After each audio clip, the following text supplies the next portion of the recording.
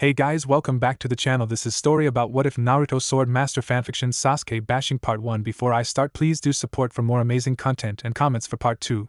Do consider to subscribe my channel and share my video to your friends and check out the description as well. Let's start the video. Konohagakure, morning after the Kyuubi attack. Hiruzen Sarutobi, 3rd Hokage of Konoha, was not having a good morning. He sighed as he looked out of his office window at the wreckage caused by the Kyuubi last night. The beast had caused massive amounts of damage and killed many of their shinobi and civilians that were not able to get to the shelters fast enough. He rubbed the temples of his head and turned back to the office. It had been years since he last looked at the office from that side of the desk. He had given his hat over to Minato Namikaze years ago and had been proud of the man. It was with a heavy heart he was here today. Minato had given his life last night to seal away the Kyuubi within a powerful seal.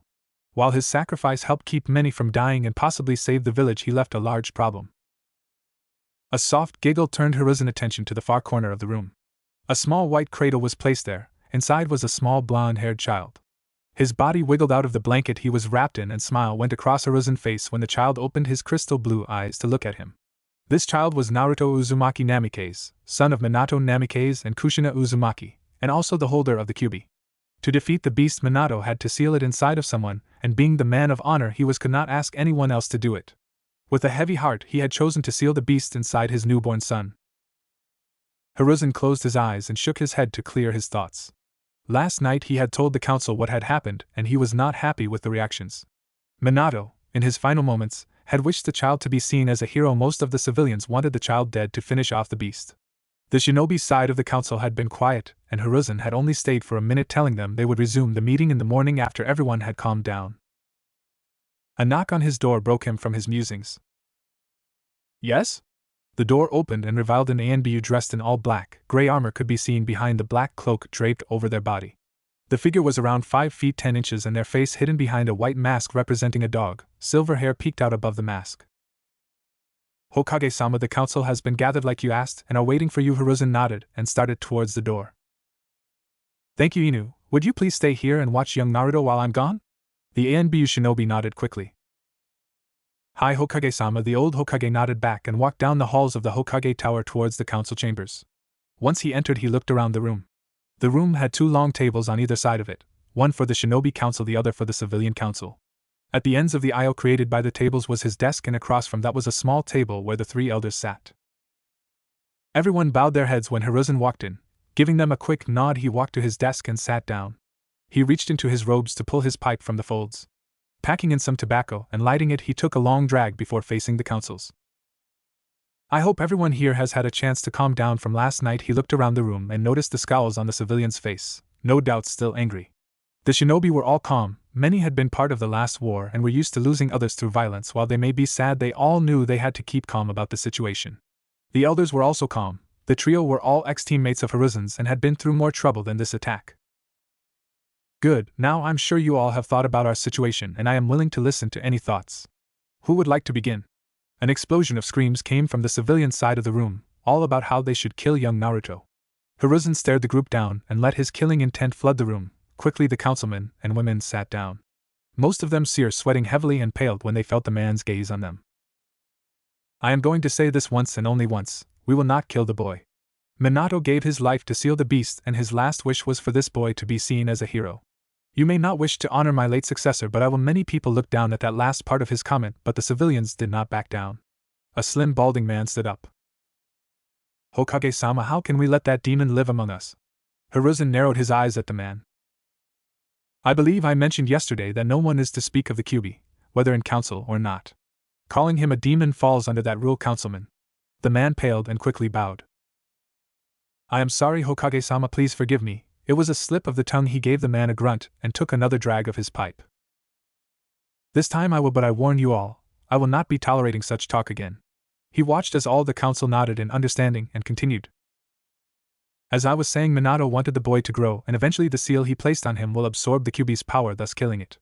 Killing the boy will only free the beast, and eventually it will reform and attack us again. Whispered spread around the room at the information. In truth, the seal made it so that if Naruto died he would drag the Kyuubi to the afterlife with him, but Hiruzen figured it wouldn't hurt to keep that a secret. So what will happen to the boy? Hiruzen turned to the speaker, some Inuzuka, head of the Inuzuka clan. He will be turned over to the orphanage, and raised just as any orphan would. The woman nodded slightly at the answer, but he could see the disagreement in her eyes. He too knew that from the civilian's actions Naruto would have a hard life, but he hoped after some time it would pass. Excuse me, Hiruzen. The Hokage looked up and across the room to the elders to see Danzo raising his only good arm. Danzo and Hiruzen rarely got along. Both wanted what was best for the village, but had different ideas on how to achieve this. Danzo viewed military superiority and feared the best was to make Konoha the best. While Hiruzen agreed with some of Danzo's ideas, the two often butt heads. Yes, Danzo, do you have a problem with that? Hiruzen had an idea of what Danzo would want. Naruto was housing the most powerful of the tailed beasts, and if he knew Danzo, he would want the boy to train him to become an emotionless killing machine. Actually, yes, I was wondering why we would deny the boy his heritage. The entire room went silent, and if Hiruzen hadn't been prepared, his pipe might have fallen right from his mouth. He stared Danzo down, trying to figure out where Danzo could be going with this, and he was curious about how Danzo knew of the boy's family. Before he could start to speak, Shikaka Nara cut in. I'm sorry, Danzo-san, but we are all under the impression that Naruto was an orphan. Many in the room nodded to that. Danzo just cleared his throat. I never said the boy was not an orphan, merely that he had a heritage. Hiruzen, you did say last night the boy was an Uzumaki, did you not? Everyone turned to Hiruzen, who was taking a drag of his pipe. He had calmed down when he realized Danzo was talking about Naruto's mother, not his father. He still wondered what Danzo's plan was, but he would let this conversation go on for now. If it went well, he could improve Naruto's life greatly. Yes, I did. Then why is he not being named clan heir? The Uzumaki are a very powerful clan and important to Konoha. I see it as a slight to our friendship with them to dishonor a child from them. Whispers spread around the room, and a civilian woman with long brown hair spoke up. Excuse me, Danzo-san, but I have never heard of the Uzumaki clan. If they're so important, why do none of us know of them? Many of the other civilians nodded along to this, but Hiruzen decided to step in. The Uzumaki clan were the founders of Uchiha, a village that unfortunately was destroyed many years ago in the Second Shinobi War. We had been in an alliance with them since the founding of our village. In fact, the first Hokage, Hashirama Senju, was married to an Uzumaki. Hiruzen watched as the civilians looked shocked at that piece of information. The clan was well known for their skills in Fuinjutsu and Kenjutsu. In fact, Minato, my student Jiraiya, and myself all learned most of our Fuinjutsu skills from Uzumaki scrolls. If what you say is true, does that mean the boy is related to Tsunade Senju? Seeing that her grandmother was an Uzumaki, the room turned their attention to Choza Akimichi. To answer both of your questions, I only know his name from Minato. I have nothing to prove he is an actual Uzumaki. Danzo nodded. Understandable, but I have an idea that may prove the boy is an Uzumaki, and if so, I think we should give him all the rights of a clan heir. Hiruzen analyzed Danzo carefully. He still couldn't figure out what Danzo would get from all of this. If Naruto was named a clan heir, he would be under the Shinobi Council, and Danzo had no power or influence there. Why should we even check, Danzo-san? Giving that boy a clan will only give him more power and allow the demon to kill us easier. A portly council man slammed his hand to the table to emphasize his point, but Danzo didn't flinch as he answered. Before Uchiha fell, they asked Mito-sama to hold many of their scrolls. Those scrolls most likely contain the knowledge of the clan, and can only be given to an Uzumaki. If the boy is named heir, he will be given all of the scrolls, and it will greatly improve Konoha in many ways. Hiruzen rubbed his chin as Danzo finished. The man made strong points, but he suspected there was another reason Danzo was doing this. You make good points, Danzo. So what is this way you thought of? The room's attention turned to Danzo as he cleared his throat. As I said, Mito-sama was in possession of clan scrolls. I assume that since the clan was so well known for their skill in Fuinjutsu, all of the scrolls are sealed with blood seals.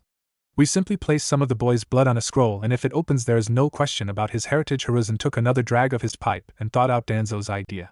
It had merit, and it would prove to everyone Naruto was an Uzumaki without him having to reveal who Naruto's parents were. I am curious as to everyone else's view on this idea.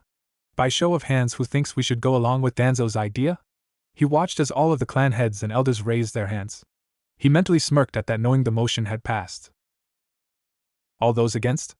The civilians grumbled as they raised their hands. Very well, I and the elders will go and retrieve a scroll from the Hokage vault. I will call all of you once we have found one, and we will see if young Naruto's blood works. If so, I will notify Tsunade, but knowing her, I doubt she will come back to help raise the boy. Many nodded sadly at that, but Inoichi Yamanaka, head of the Yamanaka clan, raised his hand. Excuse me, Hokage, but why the vault? If it was Mito-sama's, then would they not be at the Senju compound? Hiruzen had begun to clean out his pipe but looked up to Inoichi. When Tsunade left the village, I sealed all of the clan's scrolls in the Hokage vault for safekeeping. If she was to return, I would hand all of it back to her. Of course, he nodded and stood to leave with the rest of the council. Once the room was empty, save for the elders and Hiruzen, he stood and motioned for them to follow him. The small group walked down the hall to a set of stairs and began to travel down. After going down several flights, they came to a door with two ANBU guarding it, both of their masks resembling birds but different paint lines on them.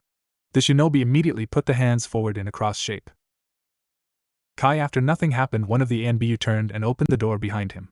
Hiruzen led the group down a dark hallway until they came to a massive set of steel doors. They were 8 foot tall and both looked to be 4 feet wide. The doors were decorated with what appeared to be vines across them. All of you are to turn around and not look at me while I open the doors. If I even think you are peeking, I will be forced to kill you. Immediately the trio turned around. None of them even flinched at the thought of death. Satisfied they were not looking, Hiruzen turned back to the door and channeled chakra to his hands. He then reached up and began touching specific vines. As he touched them, they glowed green. Eventually all of the vines were glowing and the doors started to open inward. You may turn around now. The others turned and all of their eyes widened at the sight before them. The room was a large metal box that went farther back than they could see. The only light in the room was from glowing seals all along the ceiling. The three quickly followed after Hiruzen as he made his way down the aisle of bookcases. Their eyes wandered across the shelves as they passed. Plaques were placed on each shelf with different labels to let people know what they contained. Soon they came to the back of the room and they looked to see tall safes lining the back. Hiruzen walked over to one and began to twirl the dial on it. After a second he opened the safe and walked inside, flicking on a light as he did. Danzo inspected the room as he walked in. Shelves held multiple scrolls in the room and Hiruzen was facing the right side. When I placed all the scrolls in here, I separated them from Senju and Uzumaki. The ones along this wall are all of the Uzumaki. The three nodded and looked at all the scrolls. Which one should we choose, Hiruzen? He shrugged his shoulders and looked at the scrolls in front of him. I have no idea what they hold, so we should choose a small one, that way we know it will not have much information on it. The three nodded and Koharu Yutane reached over to a shelf and picked up a small-looking scroll. She tried to remove the clasp on it, but it didn't budge. This one should do. She handed it to Hiruzen and he tried to open it as well. When he failed, he nodded and gestured to the exit. The group made their way out of the vault. Once they passed the metal doors, Hiruzen pulled them closed with a large slam. They then made their way back to the main level of the tower. You three go and have something to eat. I will check on Naruto, and then call a meeting in 1 hour. The three nodded and left the Hokage as he went to his office. Upon entering, he hears a crying Naruto and looks to see Inu holding the boy and rocking him. Come on, Naruto, quiet down. Please? Pretty please? The ANBU let out a groan as he continued to try to quiet the child. A chuckle from behind him caused him to turn around and see the Hokage. Hokage-sama, how was the meeting? Hiruzen walked over to his desk and placed the scroll on it. It was interesting to say the least. Has he been crying long? Inu shook his head. Only for a minute. I think he wants to be fed because he does not smell. Hiruzen nodded and walked over to the shinobi with his arms out. Give him to me and go to the hospital. A nurse named Uchiha Oda should be working. She has agreed to be Naruto's wet nurse. The ANBU nodded but hesitated. Are you sure you can trust her, sir? Hiruzen nodded as he rocked Naruto. I had a Biki talk to her. He said she was clear, but I would like you to watch over her in the shadows until I'm positive. Inu paused a moment, and Hiruzen let out a sigh. Get your mind out of the gutter. Inu shaking his head, he bowed and disappeared in a swirl of leaves. Hiruzen let out another sigh and looked at the scroll on his desk. He knew Naruto would be able to open it, but he worried very few things Danzo suggested went well for him. Council chambers, 1 hour later. Hiruzen sat quietly with Naruto in his arms as the last of the counselors came into the room. He could see the fear and hate in the eyes of the civilian councils, but paid it no mind. The clan heads' looks varied from concern to simple boredom. Once everyone was settled, he cleared his throat. Thank you all for returning. I believe we all would like to get this over with, so Hamura, Danzo, and Koharu, would you please come forward? The three elders stood and walked to Hiruzen's desk. Is the scroll there the one we found in the vault? The three looked down at the scroll and Koharu picked it up. She inspected it before handing it over to Danzo, who handed it to Hamura after inspection. Hamura put it down after his inspection and nodded to the others before turning to Hiruzen. We all agree that it is. Thank you. Please return to your seats. The three bowed their heads and moved back to their table. Hayashi-san, Fugaka-san, would you two please use your dojutsu and inspect the scroll? The two men nodded. Sharingan. Byakugan. Fugaka's eyes morphed from their normal black into red irises with two tones around the edge. He inspected the scroll and noticed that the clasp had chakra in it but nothing else. The veins around Haishi's eyes bulged out as he inspected the scroll, noticing the same chakra location. I do not notice anything except chakra located around the clasp, Hokage-sama. Hiruzen nodded and turned to Hayashi. Do you agree with that, Hayashi-san? The Hyuga nodded, deactivating his eyes. Shifting Naruto into one arm, he grabbed the scroll and tossed it to Shikaku. Shikaku, would you please attempt to open the scroll? Then Nara let out a sigh. Troublesome, yes, Hokage-sama. He bites his thumb to draw blood and swiped it over the clasp. It glowed red for a few seconds, then died down. Shikaku pulled on the clasp, but it did not give. Thank you, Shikaku-san. Inoichi-san, would you please bring the scroll up here? The blonde nodded and took the scroll from his friend as he walked to the desk. Hiruzen gently sent Naruto on the table and pulled out a kunai from his robe, holding up to Inoichi. If you would please. The man nodded and took the kunai from him. He placed the scroll down and used the free hand to take hold of Naruto's hand. As gently as possible, he pricked the boy's hand, making the child start to cry. Inoichi felt slightly bad but continued on. Placing the weapon down, he rubbed and squeezed Naruto's hand to make the blood flow. Once enough was there, he grabbed the scroll from the table and rubbed the clasp into the boy's hand. The clasp started to glow red just like with Shikaku, but after a second there was a click and Inoichi's eyes widened. He pulled the scroll open, but before he got too far, Hiruzen cleared his throat. That is enough, Inoichi-san. That scroll is not for anyone's eyes to see but young Naruto. The man nodded and placed the scroll down on the table before going back to his seat. Oda-san, the council turned as a young woman with short black hair walked into the room with an ANBU guard behind her. She quickly walked to the desk and picked up Naruto. With a quick bow, she and the ANBU left. Hiruzen pulled out a handkerchief and cleaned off the kunai, looking around the room as he did. The eyes of the civilian side were wide and some had scowls on their faces.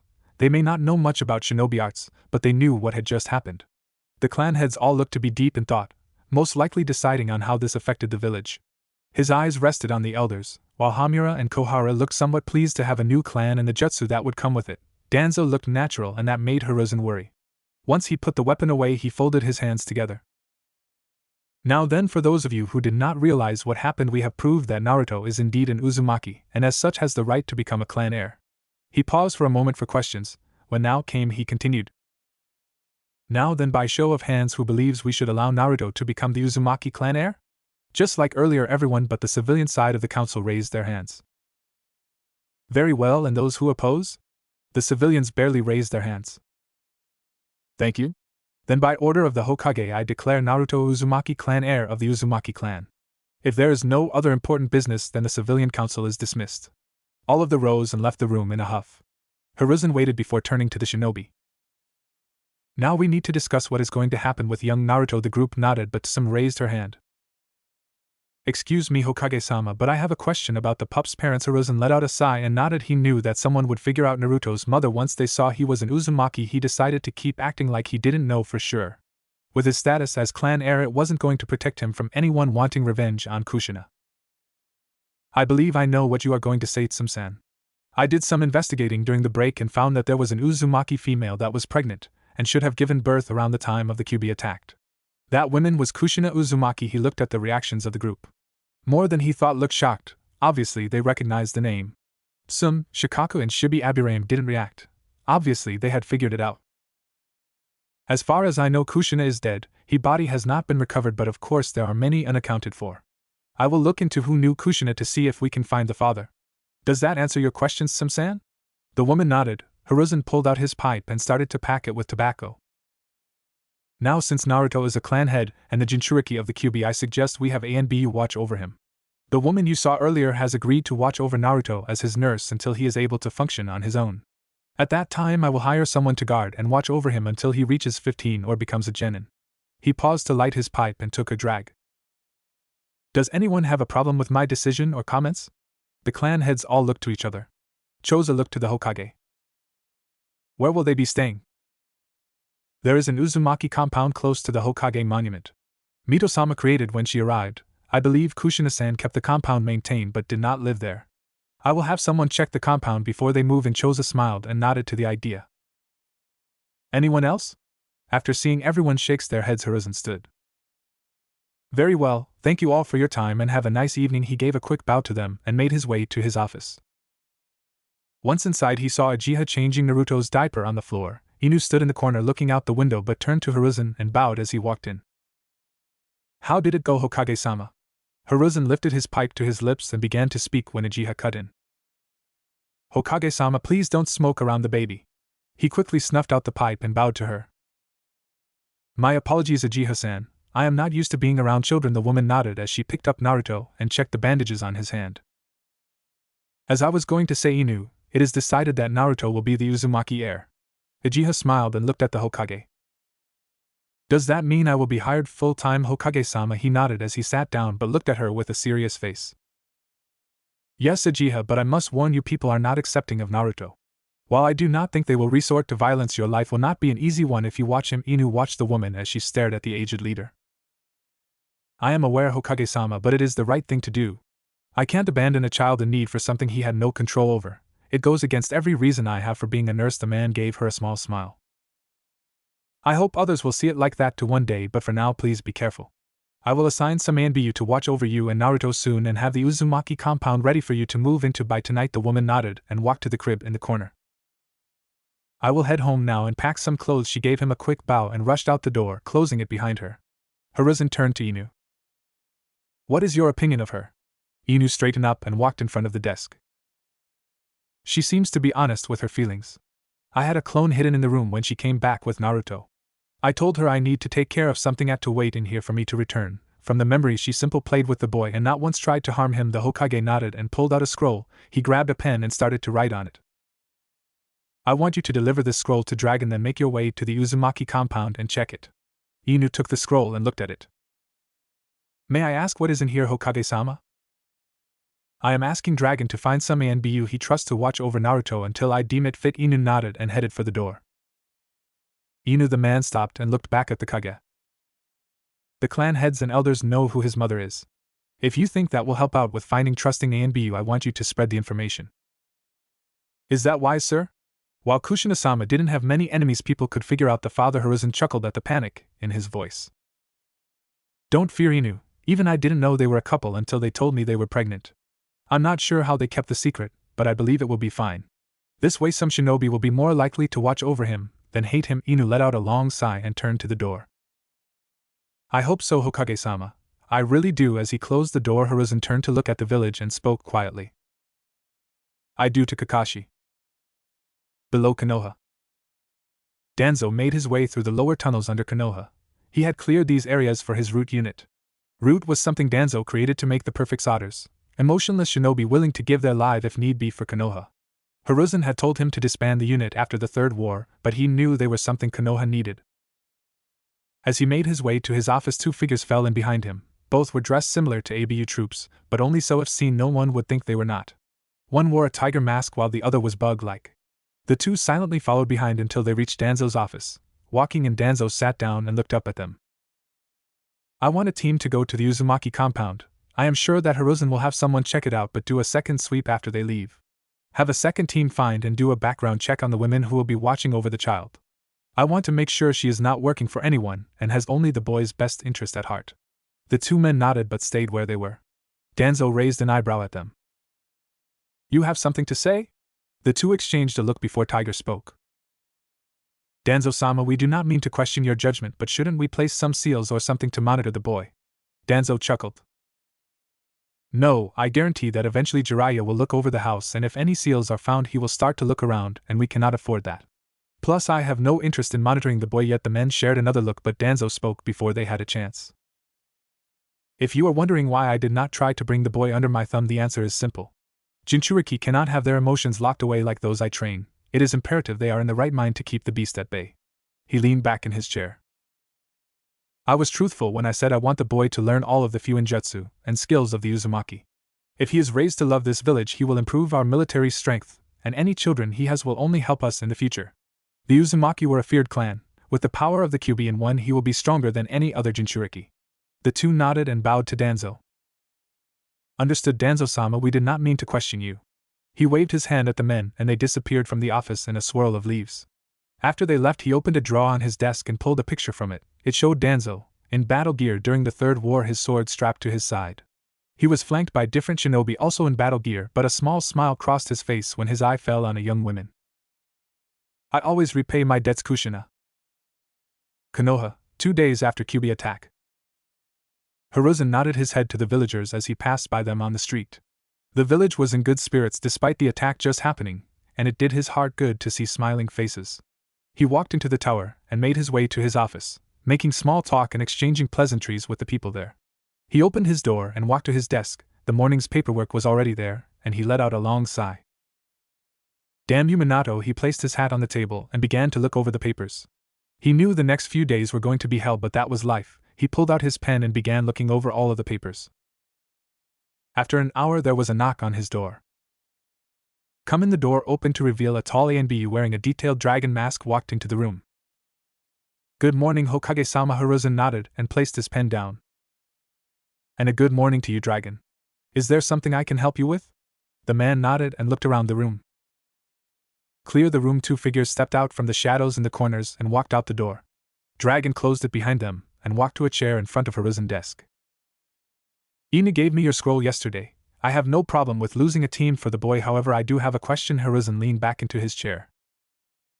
I will tell you anything I can, but know that details of the boy are S-class secrets. The ANBU nodded.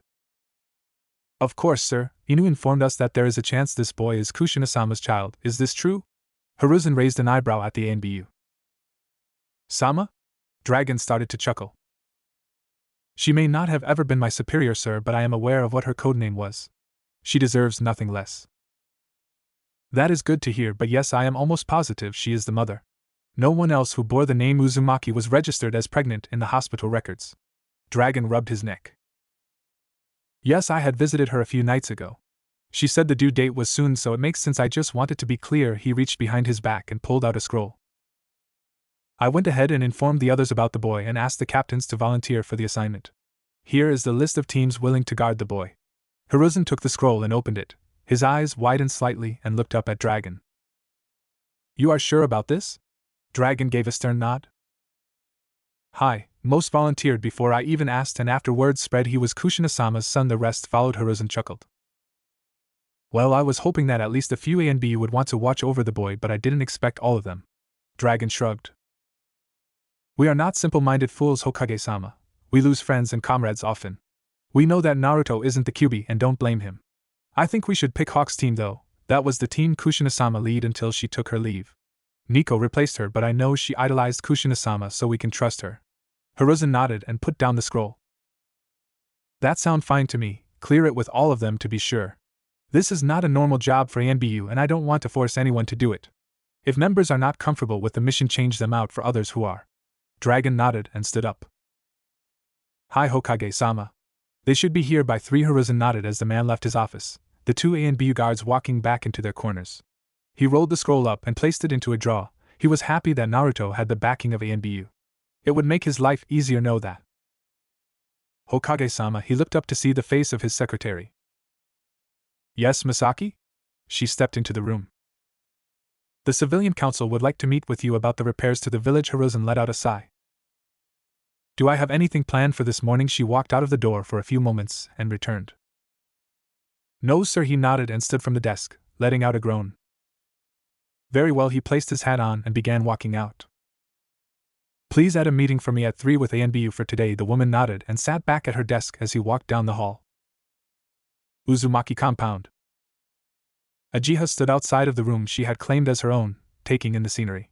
The Uzumaki compound was a large open area surrounded by trees just behind the 8-foot walls defining the compound. The house itself was a classical-style 2-floor building set close to the entrance of the compound. She guessed that was so people could train away from the house without fear of hitting it. Just behind the house was a lovely garden with a small koi pond, a stone table for outdoor use, and, much to her delight, a medium-sized onsen. She turned back into the house and walked to check on Naruto, who was still asleep. Uchiha-san, she turned to see Inu standing in the doorway holding some bags. Ah, Inu-san, thank you for getting groceries. I know it's asking a lot, especially of an ANBU. He placed them down at the door and shook his head. It was no trouble at all, I assure you, but I must be on my way now. She crossed the room and took up the bags. Of course, I'm sure the ANBU are very busy. He chuckled and shook his head. No, I just need to eat. The 2 shared a laugh before she bowed to him. Again, thank you for your help. He waved her off. I was happy to. I know that a team of ANBU is being assigned today, so we probably won't be seeing each other again. He crossed the room as he spoke and looked at Naruto. Uchiha had a feeling he was talking to the baby more than her, so she stayed quiet. After a minute he turned around and headed out the door. Goodbye, Uchiha-san. With a quick nod he disappeared as a swirl of leaves. She gave a small smile. Goodbye, Inu-san. Hokage office. Hiruzen looked over the papers in front of him when he felt chakra building and looked up as 4 figures appeared in his office. It was the ANBU he had been waiting on. Once they appeared, they went down to one knee and bowed. Hokage-sama. Hiruzen looked over the shinobi in front of him. Rise. The 4 stood to attention, showing their mask to Hiruzen. Nico stood to his far left. She was smaller than the others, but he knew that was mostly due to her age. Her purple hair was tied into a ponytail falling over her left shoulder and a katana on her left hip. Next to her was a stocky bald man wearing an ox mask. He seemed relaxed, but Hiruzen could tell he was ready to strike at a moment's notice. The 3rd member was a lanky man wearing a rat mask. His black hair was pulled back into a small ponytail. The final member was an average-looking man with short, dirty blonde hair, barely showing behind his hawk mask. Please stand at ease. The 4 relaxed slightly, but it was the best Hiruzen was going to get from ANBU.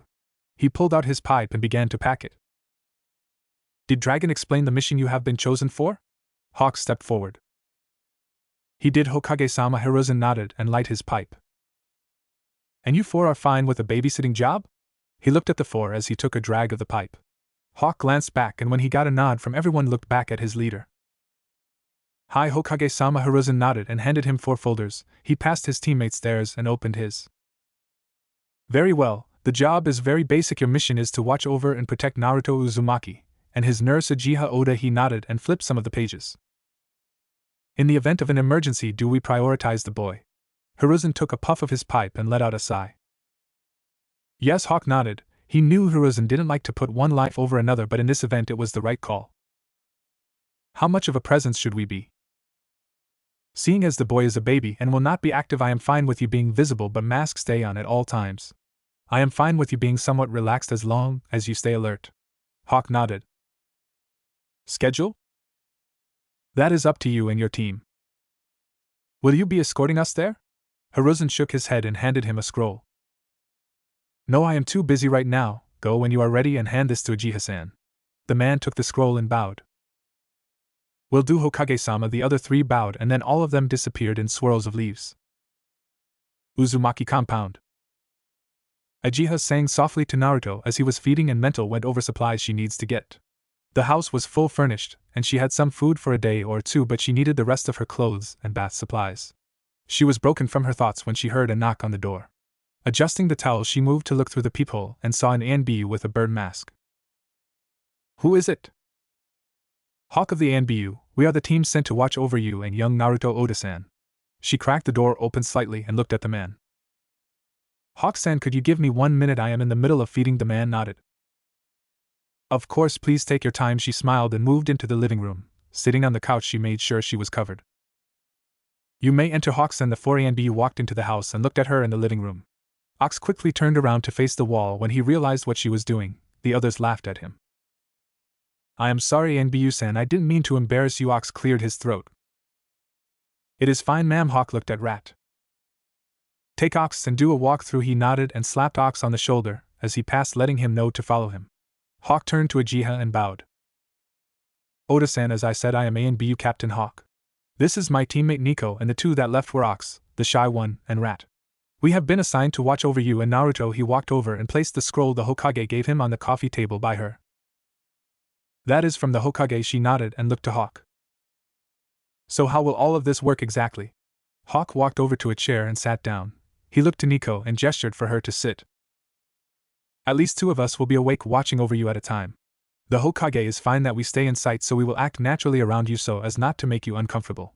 We will, however, be keeping our mask on and must go by our ANBU names. Uchiha nodded as Naruto finished and moved her hand under the towel to readjust herself. So we will basically be living together. Hawk nodded. Yes, but I ask that you try not to get too personal with us. We of course have no problem being social, but we cannot afford to reveal who we are and must stay away from too many personal questions. She nodded as she placed Naruto on her shoulder and patted his back. Will I be able to leave him with you if I need to run errands or bath? Of course, while we are not nurses like you, we can certainly watch him for a bit. She smiled. Well, that's all I can think of for now. Would you like a tour of the compound? Hawk stood and bowed. That would be wonderful. Nico stood and followed behind the two. Root base. Danzo was looking over a report from one of his team's missions when someone knocked on his door. Enter Tiger stepped through the door and bowed to Danzo. Danzo-sama, I came with a report on Naruto Uzumaki. He closed the folder he was looking at and looked up to Tiger. Proceed. The man stood up straight and took a breath. Earlier this afternoon, the Hokage assigned ANBU Team 5 under Captain Hawk to watch over the boy. The team consists of ANBU Hawk, Nico, Ox and Rat. Danzo scratched his chin. What do we know of them?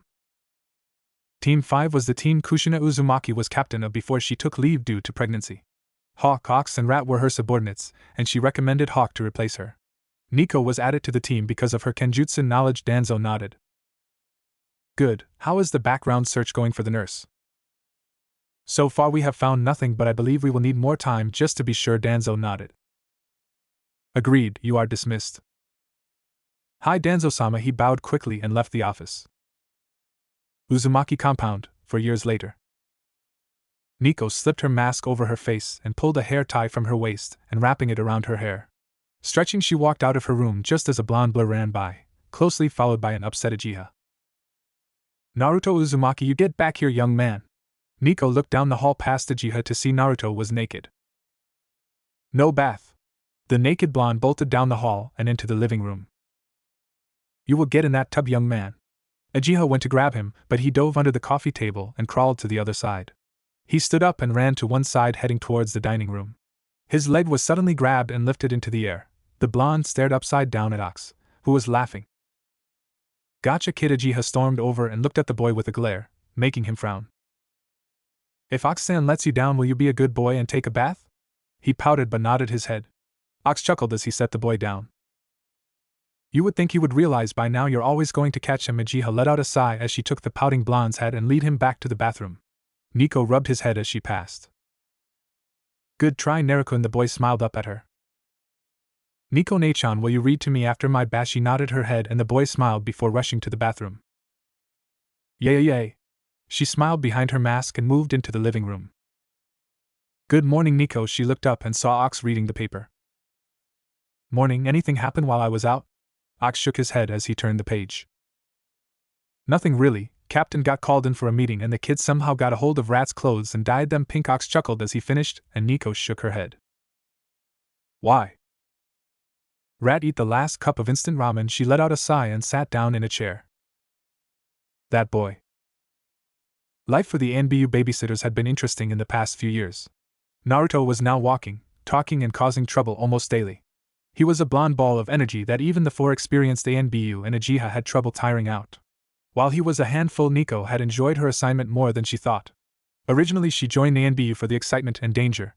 When she got the opportunity to work on the team her ideal was in charge of, she nearly fainted. Alas, things didn't work out like she hoped, but every cloud has a silver lining, and she can't say she doesn't enjoy watching over the blonde heir. She was broken from her thought when the door opened and Hawk walked in. Good morning, sir. How was your meeting? Hawk looked over at her and shook his head while letting out a long sigh. It was informative, to say the least. I'm going to lie down for a bit. She nodded and looked to Ox. What was that about? He shrugged but kept looking at his paper. Not sure, but if it's important, well, he will let us know. She sighed and headed down the hallway towards the library to find something to read to Naruto when he was done with his bath. Uchiha compound. Fugaku Uchiha sat in a large room inside the Uchiha compound and ran his hand through his hair. He looked around the room at all of the clan members that were gathered with him. He and the clan elders had just broken the news that the village was investigating them for the Kyuubi attack. Apparently it is documented that the Kyuubi can be controlled by the Sharingan, and many of the Uchiha were not present during the attack. Fugaku scoffed at that.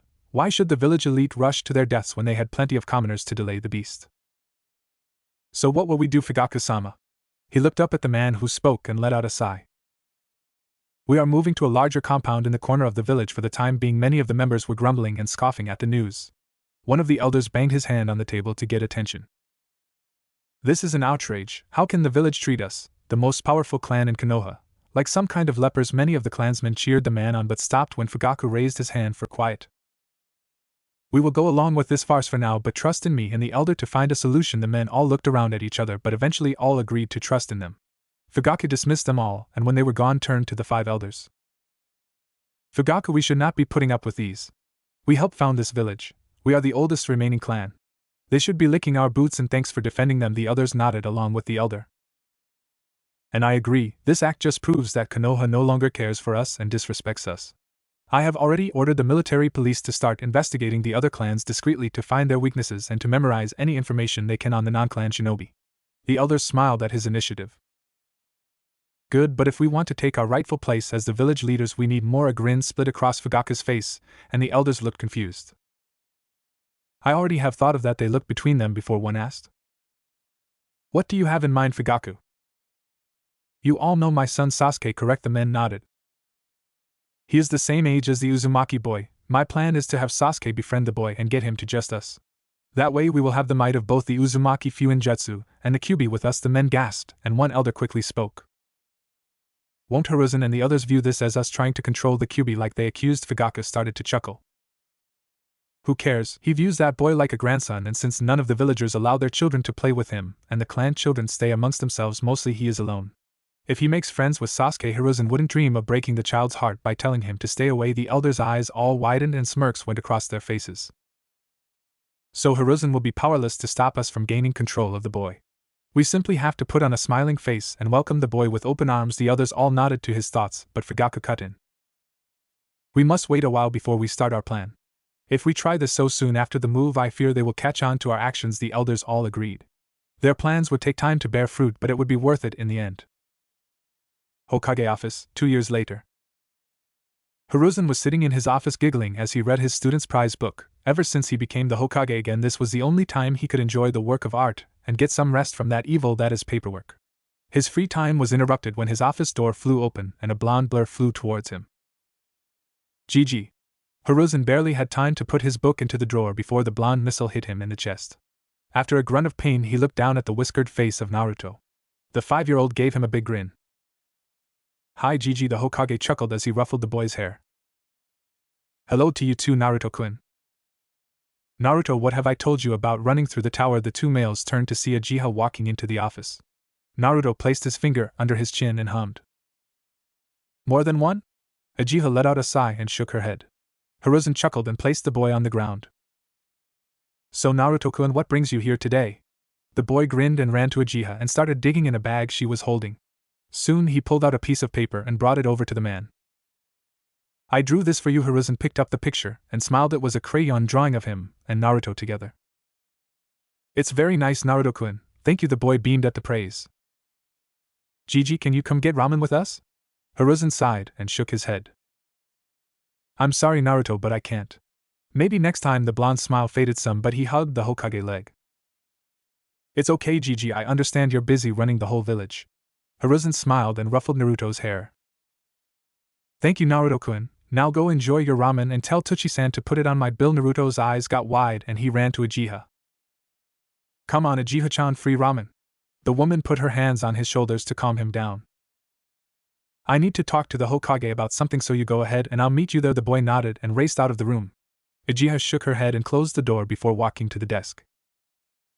Hiruzen watched her carefully and noticed she seemed nervous. How can I help you, Uchiha-san? She took a deep breath. I think it is time I leave, Hokage-sama. The room was silent for a moment before he decided to speak. Has something happened to make you want to leave? I'm not sure if you are aware, but I have been seeing a merchant from the capital, when he comes for business, and he has asked me to marry him. Hiruzen nodded in understanding. Hawk had informed him of the relationship and he had the man investigated. He turned out to be fine, so Hiruzen forgot about him till now. He let out a sigh and looked up to Uchiha. He couldn't ask her to pass this up no matter how much it would hurt Naruto, and he knew this day would come eventually. I guess congratulations are in order. Then she smiled and nodded. Thank you, sir. I wanted to wait until after Naruto's birthday to bring it up. You know how that day gets him. Of course he did. Naruto was a smart child and quickly noticed that people stared at him, and went out of their way to avoid him. Uchiha had even told him how the children would avoid him or tease him on the playground, always encouraged by their parents.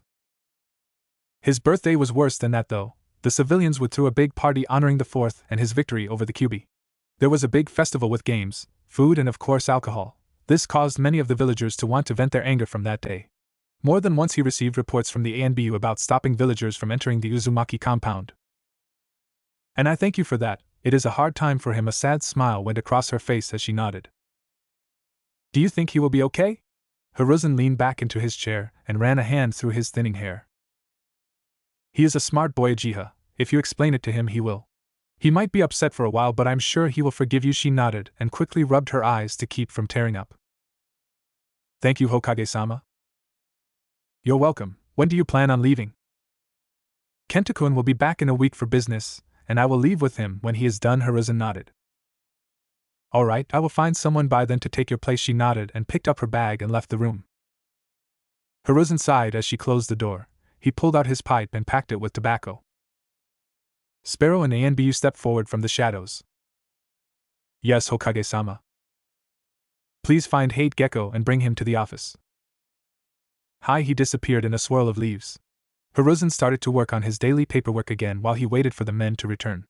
After several minutes, two men appeared before him.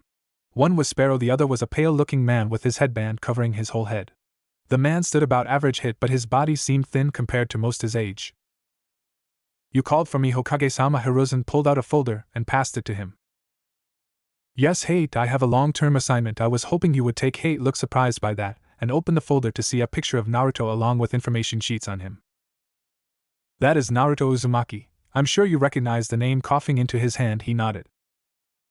Good. Naruto has been under the care of a nurse who recently became engaged and will be leaving Konoha. As such, I need someone to watch over him. Hate closed the folder. I mean no disrespect, Hokage-sama, but that doesn't seem like a job for a shinobi, especially a Tokubetsu Jonin. He started to cough as he finished. Normally I would agree, however Naruto is a special case. Not only is he a clan heir but also the holder of the QB, so I need people that I can trust and could keep him safe if need be. Hate placed the folder on the desk. If that's true, who was watching him until now besides the woman? The folder said she was a civilian. I had an ANBU team watch over him, but he is growing up and I feel one skilled bodyguard would be enough. I see. He brought his hand to his chin and began to think. Was there a reason you picked me, sir? Hiruzen nodded and pulled another folder out, opening it himself. First, you are a skilled shinobi that has many successful bodyguard missions. Second, you are a kenjutsu specialist. I plan on giving Naruto his family scrolls soon, and there is a high probability he will find ones on the Uzumaki sword style. I would like to have someone there to help him train. Hyade's attention perked up at that. Not many people in Konoha practiced kenjutsu, and he knew of the Uzumaki style. Third, it says in your file you were recommended to join ANBU but because of your chronic cough were unable to join. Hiruzen looked up to get a confirmation on that from him. The person who recommended you was none other than Naruto's mother, Kushina Uzumaki. For that reason I know I can trust you to watch over the boy. He closed the file and waited for Hate to process everything. What will the mission rank be considered? It will be classified as a long-term B rank. Hate nodded and closed his eyes in thought. It's not a bad gig, honestly. Good pay. I stay in the village, and it's not like the kid's a baby. Of course he is a kid, so I'll have to pretty much raise him. He let out a sigh and opened his eyes. Would it be alright if I sleep on this and tell you in the morning, Hokage-sama? Hiruzen nodded. Of course, Hate. He stood and bowed to the Hokage before exiting. Hiruzen turned and looked out the window. He decided to give Naruto his family scrolls after Uchiha broke the news to him she was leaving. It would be a minor thing to losing his mother figure, but hopefully he could connect to his real family in some way. Konoha, Uzumaki compound. Naruto sat on the couch in his house, barely reading the book in his hands. He wasn't in the mood to read.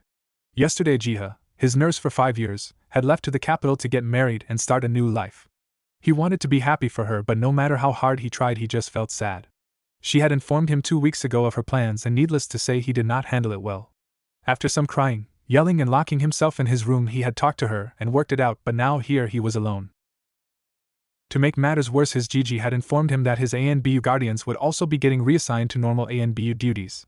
That one hurt less because all of them promised that they would come by and visit him when they had the spare time. So here he was all alone in an empty house with nothing to do.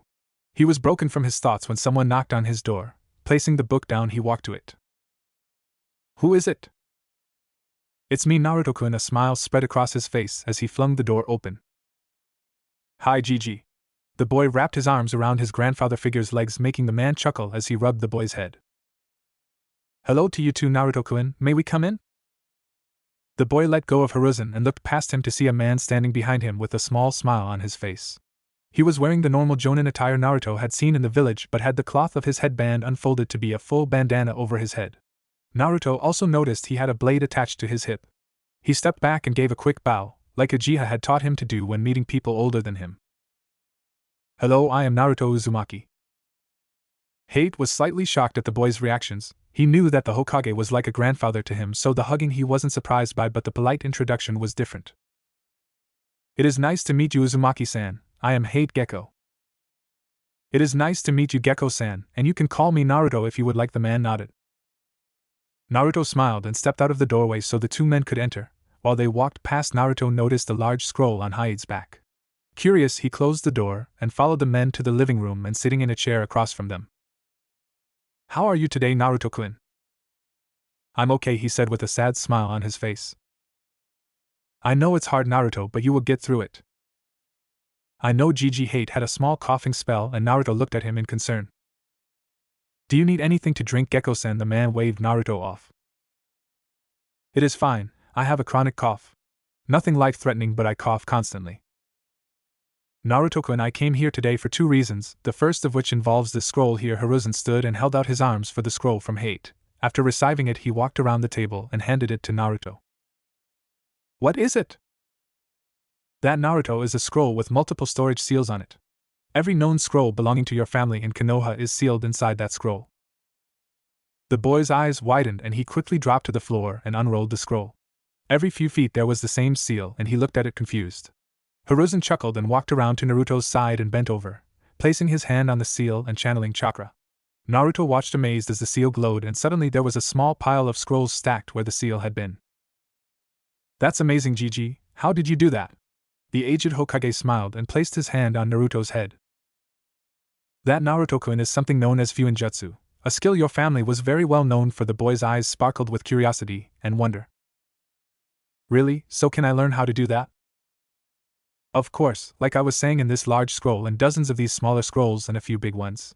Each of them should have different techniques and jutsus of all varieties. Naruto's jaw hit the floor when he heard that, and he quickly started to push the large scroll open. Hurry, Gigi, get them all out so I can start training to become the strongest ninja ever. I'm sure you will, Naruto, but hold on, I need to explain something about these scrolls first. You see how they all have these clasps on them? Well, each one has a special seal on it called a blood seal. It keeps people not related to the one who sealed it from opening it. Naruto had picked up one of the scrolls as Hiruzen explained about them and looked at the clasp with curiosity. So only I can open it?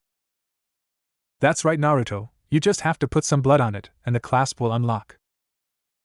Naruto quickly started looking around the room for something sharp, but when he didn't see anything he turned towards the kitchen. Hiruzen grabbed him by the collar of his shirt before he got 2 steps away and sat him down. Hold on, Naruto-kun, I don't need you bleeding all over the house just yet. The blonde scratched the back of his head and grinned. Sorry, Gigi, I just got really excited. I understand, but before we start unsealing everything, let me tell you the other reason I came here today. Hate had been watching the scene before him with an amused grin. The boy seemed smart, and quickly grasped things in his opinion. His drive to learn also seemed high, good qualities to have for a shinobi, but he would have to work on the boy's patience some. When Hiruzen mentioned the other reason, Hate sat upright knowing it was his turn. Now then, I know you are sad that Uchiha-san and the ANBU won't be living with you anymore, but I have asked Hate here to start helping you train to be a shinobi, and with anything in your family scrolls you need help with. Naruto looked up at Hate with a mixture of feelings. While happy someone was willing to help train him, he didn't like the idea of suddenly staying with a stranger. He was very weary of people. Every time he walked through the village or went to the park, he would hear the whispers about him and the cold glare from adults. He had asked Uchiha and the ANBU why people were like that to him, but they never gave him a straight answer. Hate saw the confusion playing out in Naruto's eyes, decided to try and ease the boy's mind. I know this is sudden, Naruto, but I promise you if you give me a chance, I'll help you become the greatest shinobi ever. Naruto looked unsure but glanced over to Hiruzen, who smiled and gave Naruto a nod. He decided if his Gigi trusted the man, he could at least give him a try. Okay, Gecko-san. Hate is fine, Naruto, he said between coughs. Hiruzen smiled and clapped his hands to get their attention. Wonderful, now then, Naruto-kun, why don't you gather up all of these scrolls and we'll head into your library and sort them all out. Naruto smiled and quickly gathered up all of the small scrolls while Hate rolled up the large one and followed the others down the hall. Soon they came to a pair of sliding doors and Naruto used his free hand to push them apart. They revealed a large open room with bookshelves and racks for scrolls to be placed in. Only one bookcase had anything on it, and Hate assumed they were Naruto's. A beautiful dark wooden desk sat near the back of the room and had a small lamp on it. Alright Naruto, I'm not sure if you noticed, but each of those scrolls have different color bands on them. I saw 4 different colored bands among all the scrolls. Before you ask, I have no idea what they mean, so we will have to wait and see. Now I will begin unsealing them all while you and Hate separate them by color, okay? Naruto nodded and started to grab scrolls from the ones already unsealed. They had red and blue bands, so he picked the shelves and started their piles. For half an hour this was the pattern. Hiruzen sat at the desk unsealing while Naruto and Hate moved the scrolls to their specific shelves. The last seal housed only one small scroll with a gold band and the Uzumaki crest printed on it. Hiruzen placed it on the desk and began to roll up the large scroll. I believe that one should be opened first, Naruto-kun. The boy nodded and started towards the scroll but stopped. Is it okay if I read it alone, Gigi? The man nodded and pulled a kunai from beneath his robes. After laying it on the desk, he and Hate walked out of the room and slid the doors shut. Taking a deep breath, Naruto walked around the desk and hopped up onto the chair so he could grab the kunai and scroll. He sat down and carefully cut his thumb so it bleeds just enough to open the scroll. He placed the kunai back on the desk and swiped his thumb across the clasp. After a glowing of red for a second, the clasp unlocked and Naruto carefully unrolled it. To whom it may concern. Greetings, I am Kenshin Uzumaki, current leader of Uzushiogakure and the Uzumaki clan. I am writing this letter because we have received reports of a possible attack on the village in the near future. I have decided to send away all of the clan's knowledge in case the attack is as serious as our spies believe. If you are reading this, I am sorry that we failed and Uzushiogakure is no more. I am happy to know our knowledge and clan will live on with you. I'm sure you noticed each of the scrolls have different bands around them. I have done this so you can keep them organized. Red bands are for Fuinjutsu, blue for ninjutsu. This includes genjutsu and medical ninjutsu. Black bands are kenjutsu and taijutsu scrolls along with the workout plans for training the body, and finally green are clan laws and traditions. The scrolls are also written so that the smallest scrolls should be read first. They hold the training and lower level skills. Read the scrolls and follow their instructions carefully. No one ever became powerful by rushing. Only through hard work and patience will you become a proper shinobi and Uzumaki. I advise you to read through the red banded scrolls first. Fuinjutsu is one of the hardest skills to learn, but many of the starting exercises will help with the other skills. Along with them, start with the black scrolls. They will improve the body while also teaching you control and patience. The blue scrolls should not be attempted until you have a good enough level of chakra control. You will find that after you complete a certain scroll in Fuinjutsu, I advise beginning your ninjutsu lessons. The green scrolls should be read during your training breaks or free time so you improve the mind while your body rests. While I am sorry I cannot be there to help you in your life, I have faith that you will use our knowledge to remind the world of the Uzumaki's power. Kenshin Uzumaki. Naruto broke into tears by the end of the letter. He wished he could have known the man or anyone in his family. He decided right then that he would learn everything in these scrolls and honor Kenshin's request to remind the world of the Uzumakis. Quickly rolling the scroll up, he pulled open the middle desk drawer and put the scroll there. He used his sleeve to dry the tears from his eyes and headed out the door. He found Hiruzen and Hate sitting in the living room talking, but as soon as he entered they turned to him. Hiruzen walked over to him and noticed the red around his eyes from crying. Is everything alright, Naruto-kun? The boy nodded quickly. Yes, Gigi, it was a letter from someone named Kenshin Uzumaki. He said he was the last leader of the clan in Uzushiogakure. He explained about the bands on the scrolls and other stuff. Hiruzen nodded and pulled the boy into a hug, feeling Naruto return it in full. Well, this has been an exciting day. How about we go get some ramen? Naruto smiled up at him and raced for the door. Last one there has to pay. The older males laughed and slowly followed the boy into town. Uchiha compound. Fugaka sat at his desk looking over some of the reports his men had found on the clans. In the past few years they had slowly infiltrated all of the different branches of Konoha, and had found a great deal of information out about anyone who could pose a threat. His greatest triumph though was his oldest son Itachi. The boy was a prodigy unlike any other. Only 10 years old and already an accomplished chunin with the possibility of becoming a jonin, or even ANBU within the next year or two. Excuse me, Fugaka-san, but are you busy? He looked up to see one of the clansmen in his military police uniform and waved him in. Of course, Setsuna come in. The man bowed and walked in, closing the door behind him. Sir, as you requested, myself and others on the force have kept our ears open for news on the Uzumaki boy. Well, today I was eating at the ramen stand he frequents, and saw him with the Hokage and another shinobi I did not recognize. What did he look like? He wore a standard Jonin outfit, a blue bandana-style headband, and had a katana with him. I'm not sure myself, but I will have someone look into it. Did they say anything of interest? The man broke into a huge grin. The boy was going on and on about starting his shinobi training and how happy he was about some scrolls. Fugaku's grin matched Setsuna's as he leaned back into his chair. Excellent work, Setsuna. I was going to start Sasuke's training soon anyways, so this will be the perfect time to introduce the boys. If there is nothing else to report, you can leave. I have plans to make. The man bowed and left the office quickly. Let's see, I can have Mikoto start taking Sasuke out to the park and Ramen stand after his lessons, and hopefully he will run into the boy there. Maybe I can even see if he needs a tutor. Fugaku started to chuckle to himself as his plans came together.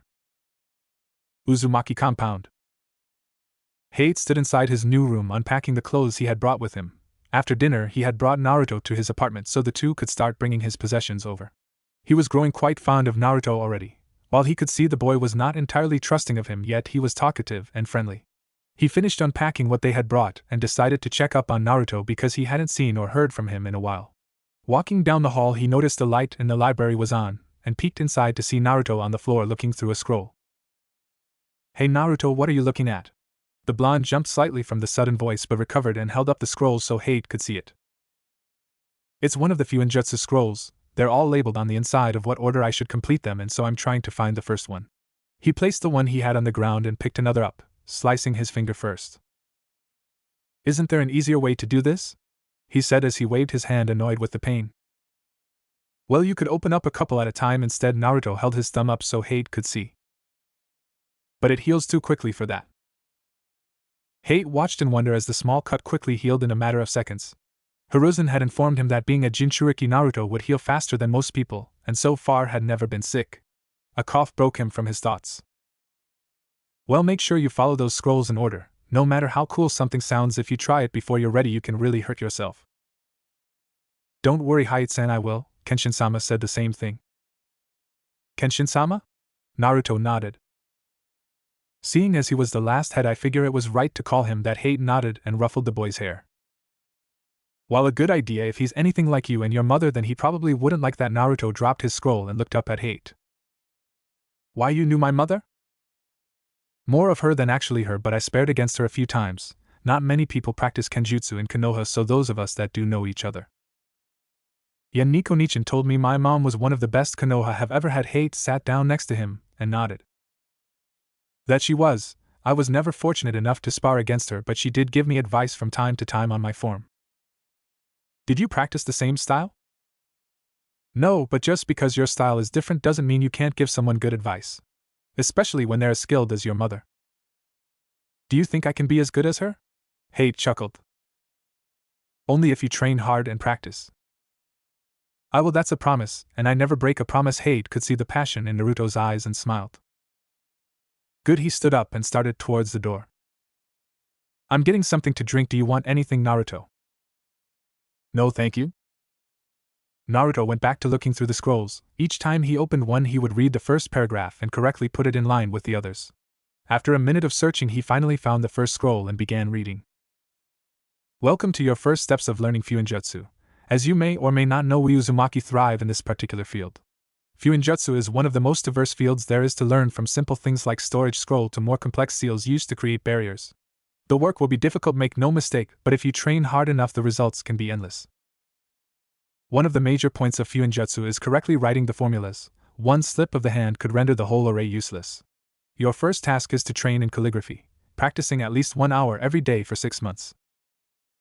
At the bottom of this scroll you will see a box with seals around it. Above that is different kanji. After your 6 months you are to draw those kanji into the box. If done properly it will glow green, if not it will glow red, and take another month before it clears itself. In that time keep practicing. Naruto let out a sigh and made a mental note to buy ink and brushes tomorrow along with a book on calligraphy. He decided to look through the black scroll too, seeing as he would not be doing much on the Fuinjutsu it might make his day more exciting. Cleaning up and properly placing the scrolls onto the shelf, he started digging through the black labels until he found the first. However, this one was more of a list than an introduction. It gave basic exercises to do that would improve his body and a diet that would be both delicious and health. Of course, he didn't see ramen on the scroll and that confused him.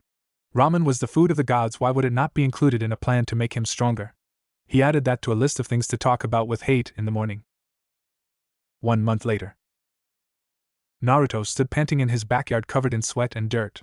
In the past month he had come out every morning to work out in the training area to improve his body. The list in his scrolls was extensive, and while the exercises were not complicated, the amount he needs to do was stressful on his young body. The first few days after he had started he couldn't even finish all of the drills, but now he could struggle through them. Hate had told him eventually he would be able to do this routine, and then some, so he pressed on. Grabbing his water bottle he walked back to the house for a shower and change of clothes. Ever since he got the scrolls and decided to show the world the greatness of the Uzumakis, his wardrobe had changed somewhat. Where he used to just wear random clothes that matched him, now wore navy blue t-shirts with red Uzumaki crests on the back along with black pants and a pair of black shinobi sandals. He had trouble at first getting the clothes because none of the tailors wanted to sew the symbol on the shirts, thinking it a symbol for shinobi. Luckily Hate explained the symbol was Naruto's clan's and on the shinobi vest as a sign of remembrance. They still weren't happy about it but knew there was nothing they could do. Hate and he had also started to get along better. While he was weary at first, his Nei-chan had told him she knew of Hate and that he was a good man. So he started to open up to him, and he to him. They weren't exactly close yet, but Naruto knew it was just a matter of getting to know him more before they trusted each other completely. After changing into his clothes he went into the library and grabbed his book on calligraphy. His lessons were going well according to his Gigi, who also studied the art, and he felt if he kept up with his pace he would definitely be able to pass when the 6-month limit was up. He collected the book, brush, ink and empty scrolls to write on and headed out the door towards the park. While his grounds were nice to train on, Naruto liked background noise while he worked. It provided an extra element to his training.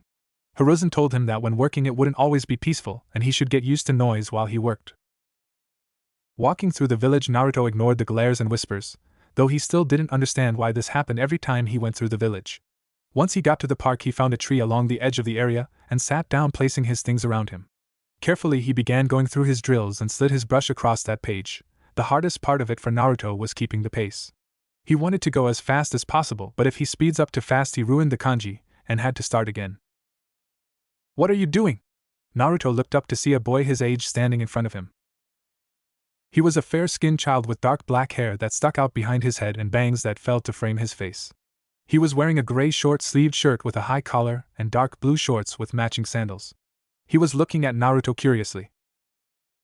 "It's calligraphy." The boy moved closer and squatted down to look at the scroll Naruto was working on.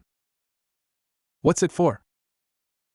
"It's part of my Fuinjutsu training." The boy perked up at the word training. "Really? I've never heard of Fuinjutsu. Is it like ninjutsu?" Naruto smiled.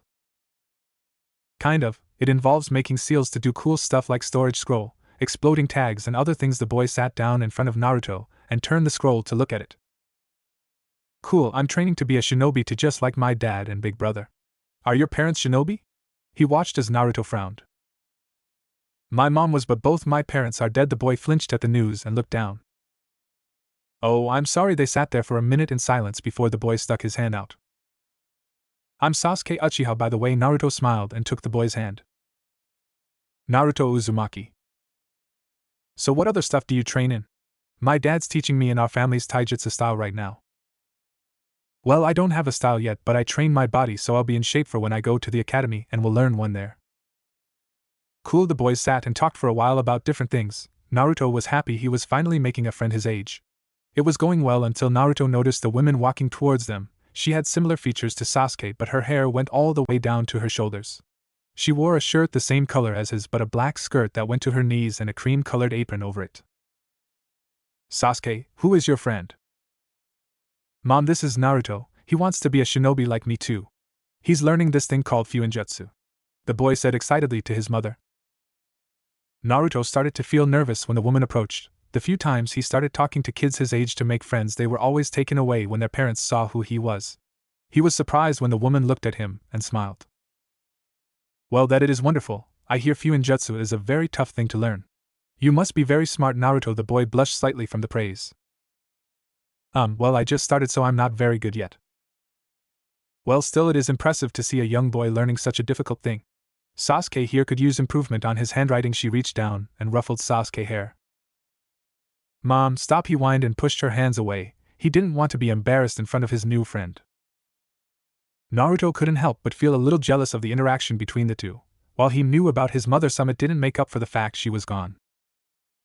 "Hey Mom, can Naruto come to our house so I can show him my taijutsu?" Naruto looked at Sasuke with wide eyes, his mother however nodded. Of course he can. Sasuke smiled and jumped up. Awesome, come on Naruto. He held his hand out to the blonde and Naruto sat there looking at it for a second before he smiled and took it. Sasuke helped Naruto collect his things and the trio headed out to the Uchiha home. Uchiha compound. Naruto watched amazed as Sasuke went through the katas of his family's style. While they were the same age, Sasuke seemed more skilled than him. He had told Naruto about his family's style, the interceptor fist, and how it relied on speed and stamina to beat an opponent. Mikoto, Sasuke's mom, had explained to him about their family bloodline, the Sharingan, and how it made it possible for them to anticipate a person's movements. Needless to say, Naruto was in awe of it, and a tad bit jealous. Sasuke! Naruto! Dinner is ready! The boys turned to see Mikoto waving at them to come in. He quickly ran into the house and towards the table. I know you two aren't going in there without washing your hands. The boys froze and started to chuckle. Sasuke led Naruto to the bathroom and after they washed up the two sat at the table. Mikoto started to bring in the food and Naruto licked his lips at the delicious aroma. I see we have a guest. Naruto turned his head to see a man walking into the room. Yes dear, this is Naruto Uzumaki. Naruto stood up from his chair and bowed to Fugaku. It is nice to meet you. Fugaku gave Naruto a smile and bowed his head. It is nice to meet you as well, Uzumaki-san. They both sat into their seats, and they all started to eat. Naruto was trying hard not to devour the food as fast as possible. Ever since Uchiha left, he hadn't had a good home-cooked meal like this. So Sasuke, how was your training today? It was good, father. I have the katas you taught me down. Fugaku nodded. Good, I expect you to have the rest down soon. We will start you shuriken training after that. The boy smiled and nodded excitedly while Fugaku turned his attention to Naruto. Are you interested in becoming a shinobi as well, Naruto? Yes, sir. That's good. The Uzumakis were a powerful clan. May I ask what training you are going through? Naruto put down his silverware and wiped his mouth. I've started doing calligraphy in preparation for Fuinjutsu, and am starting a basic workout routine before I start taijutsu and kenjutsu training. Fugaku nodded sagely. Yes, if I remember correctly, the Uzumakis are famous for their skills in both Fuinjutsu and kenjutsu. What's kenjutsu, father? Kenjutsu, Sasuke, are techniques involving swords. Sasuke looked at Naruto wide-eyed. Cool. Naruto grinned and blushed lightly at the attention. The rest of dinner was peaceful and filled with talk about everyday life and questions about Naruto. After dinner, Mikoto walked Naruto home and had to explain to Hate, who Naruto forgot to tell he was going out, that Naruto had been with them all afternoon. Naruto went to sleep that night with a smile on his face. Today he made his first real friend and his parents were okay with him. Mikoto had even told him he was welcome to come over whenever he wanted to play. Sasuke was having similar thoughts. His father had never been so nice to anyone he played with.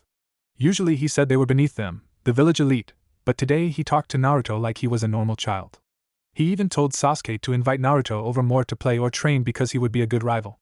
That made Sasuke happy and he couldn't wait to introduce Naruto to his big brother. Uzumaki compound. Naruto reached over and slapped his alarm clock as it began to screech into his ear. He stood up and began to stretch.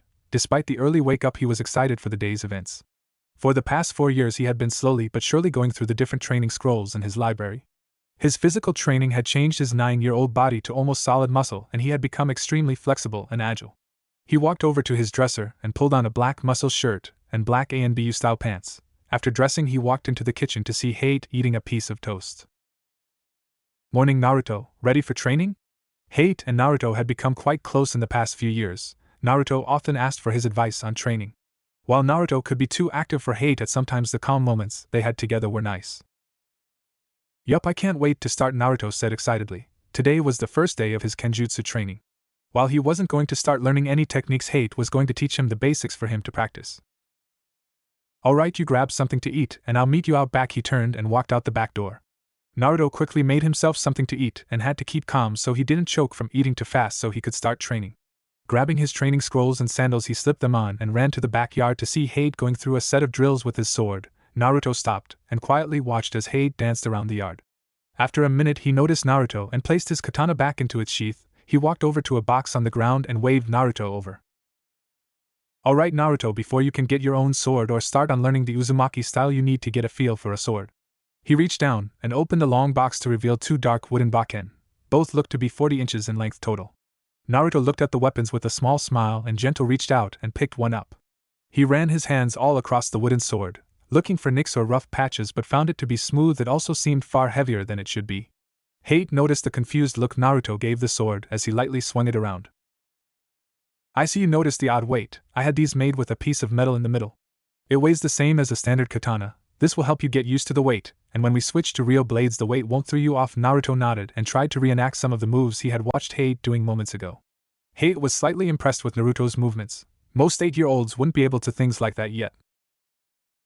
Alright Naruto, break out your scroll and start your drills. I'll observe and give you advice from the side.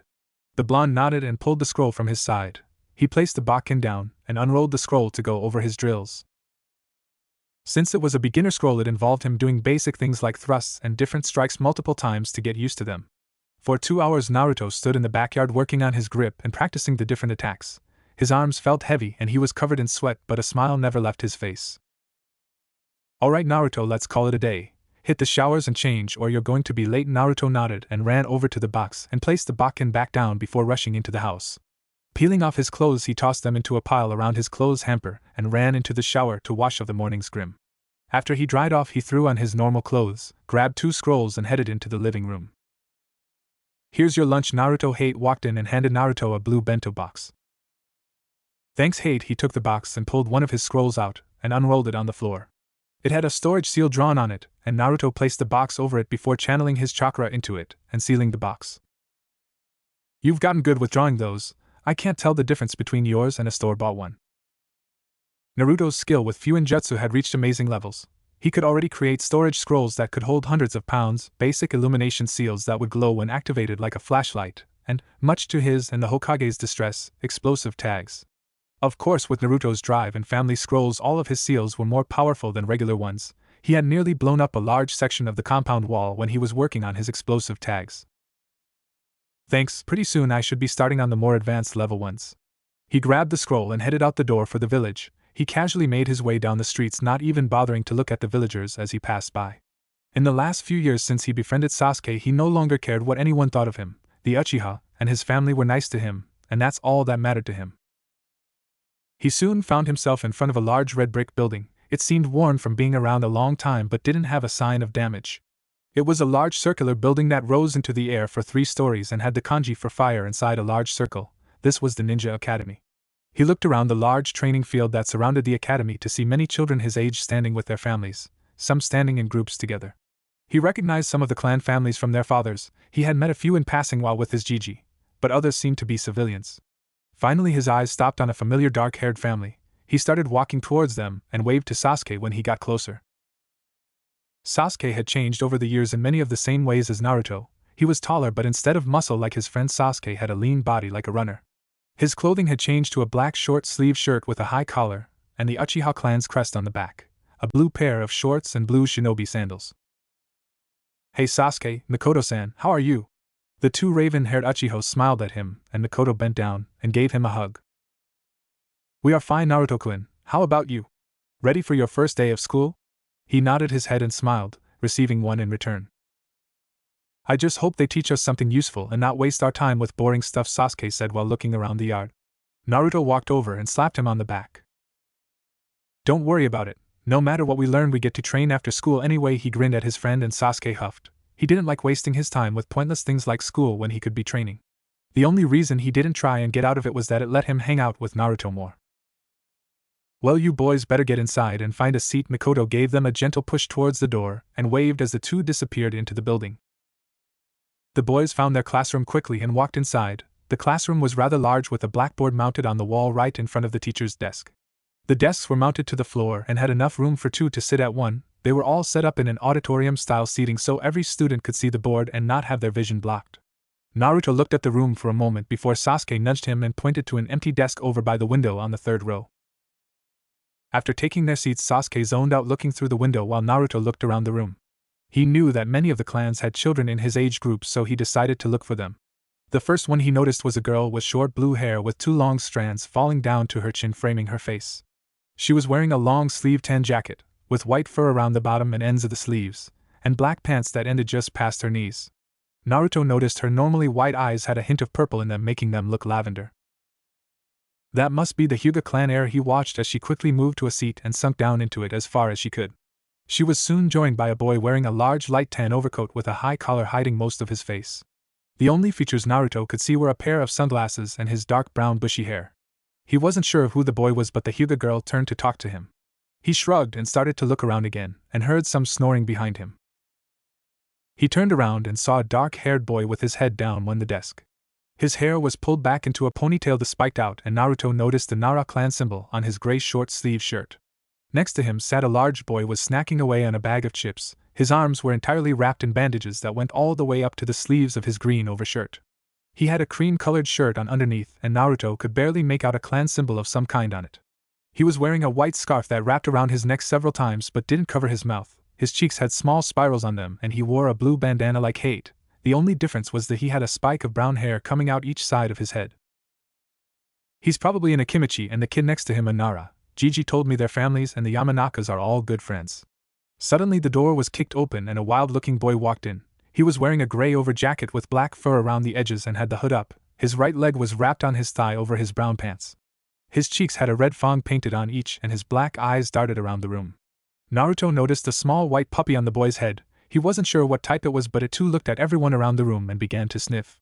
When Naruto saw the dog, he knew the boy had to be an Inuzuka. He watched as the rest of the children started to file into the room and take their seats. None of them really stuck out as clan members, but he knew most shinobi were originally civilians. Come on, Ino. I want to get a good seat. Naruto looked to see a pink-haired girl pulling a blonde girl into the room. The pinkette was dressed in a red shipao dress with white circular designs on it, and a pair of green shorts underneath. Naruto looked curiously at her bright pink hair. It wasn't a color he had seen before, and it went well with her green eyes. The blonde girl caught Naruto's attention more though, dressed in a purple sleeveless top that stopped at her waist, and a large collar that spilled onto her shoulders. Her arms were covered from her wrists to halfway up her bicep with white arm sleeves. Her stomach and legs were wrapped in bandages, and she wore a purple skirt over them. She had platinum blonde hair that she had in a ponytail that went down to her lower back and sky blue eyes. Calm down, Sakura. I'm sure we'll find seats. The two girls moved across the room and sat in the desk at the bottom of his and Sasuke row. He noticed the blonde look around the room, and when her eyes fell on Sasuke and him, they went wide. She quickly pulled Sakura to her and whispered in her ear. The girl turned and blushed before turning back and whispering to Ino. Naruto cocked his head in confusion and was going to ask Sasuke what they were doing, but stopped when two men walked into the room. Both were dressed in the normal Konoha shinobi attire of matching dark blue pants and long-sleeved shirts with green flak jackets, signifying they were at least chunin in rank. One walked to stand in the middle of the room with a black book in his hand. He was average height and build. He has brown hair that was in a ponytail, dark brown eyes, and a scar that runs across the bridge of his nose. All right, everyone, please quiet down. He held his hand up for silence, and after a moment all the students stopped talking and focused on him. Thank you, my name is Irika, but you can just call me Irika-sensei. I will be in charge of teaching you for the next 4 years. This is Mizuki, and he will be helping out with your physical training. The man moved forward and gave everyone a small nod. His build was similar to Irika's, and he had shoulder length, white hair that has a slight hint of blue to it, and green eyes. After he moved back, Irika opened up his book. Alright, I'm going to call roll. Please answer when I call your name. He began rattling off names alphabetically by last name. Naruto watched each child raise their hands as the names were called and made sure to catch all of the clan children's names. So Shino Aburame, Choji Akimichi, Hinata Hyuga, Kiba Inuzuka, and Shikamaru Nara. He looked down the row at Ino and Sakura. He didn't recognize Sakura's last name, so he assumed she was a civilian. Sasuke Uchiha. Naruto looked shocked when every girl turned and looked at Sasuke, blushing slightly. Here he answered in a cool, aloof manner, which made all the girls swoon and Naruto snort at his friend's obvious boredom. He watched Irika make a check motion and then pause for a moment before he shook his head and cleared his throat. Naruto Uzumaki. His voice was lower than when he spoke the others. Here he watched as Irika made a check and didn't bother to look up from the page. Well, it seems even my sensei has a problem with me. Isn't that just great? I had better tell Hate and Gigi. Here Naruto drew his attention back to the class to see Ino waving her hand. He had missed her last name, but seeing how she was last and the Yamanaka heir hadn't been called yet, it was her. Shrugging and deciding to find out later, he focused on Irika as he placed his book down on the desk. Alright, now today we're going to discuss the founding of the village. Both Naruto and Sasuke let out a groan, Naruto because he had already studied the village history and Sasuke because he could care less about history. 1 year later. Naruto jumped back to avoid the overhead strike from Hate and pushed forward when he landed, hoping to catch him off guard. Hate, however, was far more skilled than the boy and brought his Bakken up faster than Naruto could see and thrust it into his stomach, knocking the air out of him and making him fall to his knees. Hate placed the blade-like side of the Bakken on the side of Naruto's neck. When he grinned as Naruto let out a moan of disappointment. Hate was a strict teacher and didn't go easy on Naruto. He figured it would help get Naruto stronger faster and increase his pain tolerance. So far in the past year since he had started his sword training, Naruto had 3 broken arms, 2 broken legs, 14 cracked ribs, a broken collarbone and a cracked skull. Normally this would deter a child from wanting to train more, but Naruto worked harder after each injury. It didn't help that Naruto healed at an unnatural speed, so these injuries barely kept him out of training. You know, one of these days, Hayate-sensei, it's going to be you on the ground looking up at me. He slowly rose to his feet and rubbed his stomach to ease the pain. You say that every day, and I've yet to even feel pressured when fighting you. He smirked at the blonde and walked over to place his Bakken in the box before turning towards the house as Naruto mumbled under his breath.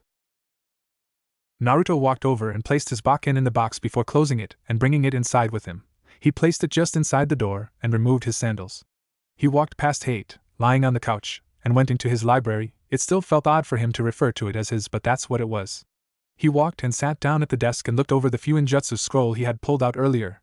His past year of study had gone better than he could have hoped for, and he had moved to a more advanced level. Currently he was learning how to create a chakra suppression seals, paralysis seals, and flash tags. He let out a sigh and looked at the clock on the wall above the door. He didn't have to go anywhere today till 2 because the academy was closed. Over the past year, Naruto had been going to the class every day. He did all the assignments, read all the texts, and took notes, but when it came to the test he would always fail somehow. He suspected foul play, seeing as the teachers didn't like him but couldn't find evidence. Finally, after the last test, Naruto told Hate about it, and he informed the Hokage. After an investigation, it turned out that Mizuki was placing Naruto in a genjutsu secretly, and making him see the wrong questions. He was fired, and Hiruzen had decided to review all of the teachers to be sure there was no other mistreatment was going on. What really made him mad was no one would answer his question of why Mizuki did it, or why the other teachers and civilians gave him such nasty looks. Hiruzen had told Naruto not to worry about it, and that he would explain one day. That made him mad, but he walked off knowing he wouldn't get an answer from the old man. So for the past week he dived into his training trying to forget everything and clear his mind, but it wasn't working. He just couldn't wrap his mind around it, and stood up and began to pace. He began to try and connect the dots of what he knew. Okay, let's see, all of the kids in class are told not to hang out with me, but don't ever say why. So no one our age knows why, meaning it's something that happened when I was young, but what? I mean, the only thing I know of is when the QB attacked. He paused in his thoughts and remembered all the whispers he heard when people thought he wasn't listening, of calling him demon and blaming lost ones on him. Things started to add up in his head. He healed faster than anyone he knew, his whisker marks, and how he had better senses than everyone but Kiba. He quickly ran from the room and towards the door, barely stopping to put on his sandals. Hey Naruto, why the hurry? Hate sat up from the couch to see the blonde shaking as he put on his sandals. You okay, Naruto? The boy didn't turn to answer, his mind moving a mile a minute as he ran out the door towards the Hokage tower. Hate was worried about Naruto's actions, so he quickly put his sandals on and chased after the boy. Naruto ran as fast as he could, not even bothering to try and dodge people, just running right through them. He eventually got to the tower and rushed up the stairs and towards the Hokage office. The secretary saw him running and opened her mouth to speak, but Naruto threw the door open and looked at Hiruzen. Hiruzen was startled when his door suddenly flew open and raised an eyebrow when he saw Naruto standing there breathing heavily. His secretary stood behind the boy confused, and the ANBU had come out of hiding when the door flew open. Stand down, Naruto, what's wrong? He stood up and began to move around his desk towards the boy. Gigi, can I speak to you alone please? Fear and sadness were clear in his voice as he spoke. Hiruzen looked up at the ANBU and nodded to them. Taking the message, they walked out and closed the door behind them. Hiruzen guided the boy to a chair and then walked around to his seat. The two sat in silence, Hiruzen not sure of why Naruto was upset and Naruto trying to collect his thoughts. Gigi, do you remember when I asked you why everyone hated me? He didn't look up as he spoke. Hiruzen stiffened. Yes, I do. He was worried but waited to see where this was going. Does it have to do with the Kyuubi? Naruto heard a sigh escape the man's lips and looked up at him. Naruto, what I'm about to tell you is an S-rank secret, do you understand? Naruto nodded as the Hiruzen removed his hat. I am sure you know of the Kyuubi attack from school, but that story is a lie. You see, the Kyuubi is actually a beast made entirely of chakra. There is no way to kill it. Instead, you must seal the beasts away. He took out his pipe and began to pack it. When the Kyuubi attacked, we thought we were done for, but my successor, the fourth Hokage, gave his life to use a powerful jutsu that sealed the Kyuubi. He lit the pipe and turned to Naruto. The problem was that he had to seal the beast inside of a living being. It's in me, isn't it? His voice was small and quiet, but Hiruzen nodded. Yes, by sealing it in a child, your chakra coils undeveloped, they were able to handle the Kyuubi's chakra and grow with it. Present, he took a drag of his pipe. It was his wish that you be seen as a hero for holding the beast, but unfortunately people only see it, and not you. I created a law saying that anyone who speaks of the Kyuubi will die. I did so hoping that you could grow up and have a normal life. Things didn't turn out so well, huh, Gigi? The man shook his head. No, he turned and looked at the boy. How do you feel? Honestly, I'm more relieved than anything. I've always wondered why people hated me, and now I know. Do you hate them for it? The boy let out a sigh. Yes and no. I'm mad they are blaming me for something I had no control over, but at the same time I'm a constant reminder of what they lost that day. Hiruzen nodded and took another puff of his pipe. Why did he pick me, Gigi? Who can say, Naruto? He might have done it because he knew as an Uzumaki you would grow to learn Fuinjutsu, and that would help you in keeping the seal strong. Or you could have been the only child there was in the hospital, we will never know. The blonde nodded and silence filled the room again. Do you hate Minato for what he did? I don't know, I mean sure it's his fault my life is like this, but at the same time if he didn't pick someone everybody would have died. And Uzumaki does make a logical choice like you said. He rose from his seat and began to leave. I just need to be alone for a while, Gigi. Hiruzen nodded and watched as Naruto left the room. He didn't like lying to the boy, but at the same time some things needed to be kept secret. As the ANBU walked in, he noticed Hate behind them. He knows now. Hate, the man let out a sigh and sat down from Hiruzen. How did it go, sir? Better than I could have hoped. He understands it's sealed inside him, and he is not it. He doesn't hate the villagers, but I doubt he's going to forgive them anytime soon. All we can do is wait and watch. Hate nodded and let out a sigh. He knew Naruto was going to want to let out a lot of steam tomorrow. Konoha. Hate made his way down the tower stairs and thought about what to do. He was sure that Naruto was going to be in a bad mood, so he should do something for him. Walking down the streets, he nodded at the few people that said hello, and made his way towards the one place he knew would cheer up Naruto. At the end of the street was a large ramen stand. It was a small building with blue banners with the name written across it hanging down before the entranceway. He slid the door open and noticed no one was inside yet, so he walked to the counter and sat at one of the stools. Welcome back, Hyatt-san. How are you?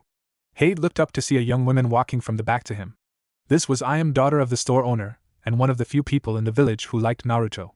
She was a slender girl with long, brown hair and coal eyes, with fair skin. She wears a white robe with the sleeves folded, a sort of dark blue apron with ribbon ties at the top, and a bright white bandana. I'm alright, Ayam. I was hoping to get an order to go. Ayam smiled and reached into her apron to pull out a small notebook. Of course, what will you have? Can I get 2 chicken, 5 miso, 3 beef, and a pork ramen, please? Ayam nodded as she scribbled down all of the orders. I take it Naruto-kun is hungry today? She had a smile on her face as she thought about the young blonde. Every time he came here, he always treated her like a big sister, and she was happy for it since she was an only child and her mother had died when she was young. Hate, however, sighed when she said that. I'm not sure, he's not in the best mood right now, and I'm hoping some ramen will help. What happened? She lowered the pad to the counter and looked at Hate with a worried look. He found out about his burden, he said between coughs. She let out a gasp and brought her hand to her mouth. Is he alright? How did it happen? Who told him? I think he's fine. He discovered it on his own and went to talk to the Hokage. By the time I got there, he was in the middle of talking and I waited outside. Afterwards, he left. I figured I would get him some ramen for lunch. Ayam nodded and calmed down some. She ripped the paper from the pad and stuck it on the little window leading to the back. Dad, big order. A face popped into the window and smiled at Hate. Ah, Hyatt-san, good to see you. Where's young Naruto? The man was Tuchi, owner of Ichiraku Ramen and father of Ayam. Tuchi was an older man with tan wrinkled skin. He wore a small hat covering his graying hair. He's out and about, Tuchi. I was just telling Ayam that he figured out about his tenant today, so I'm hoping ramen will cheer him up some. He let out a sigh as he finished, wondering how many times he would have to tell this story today.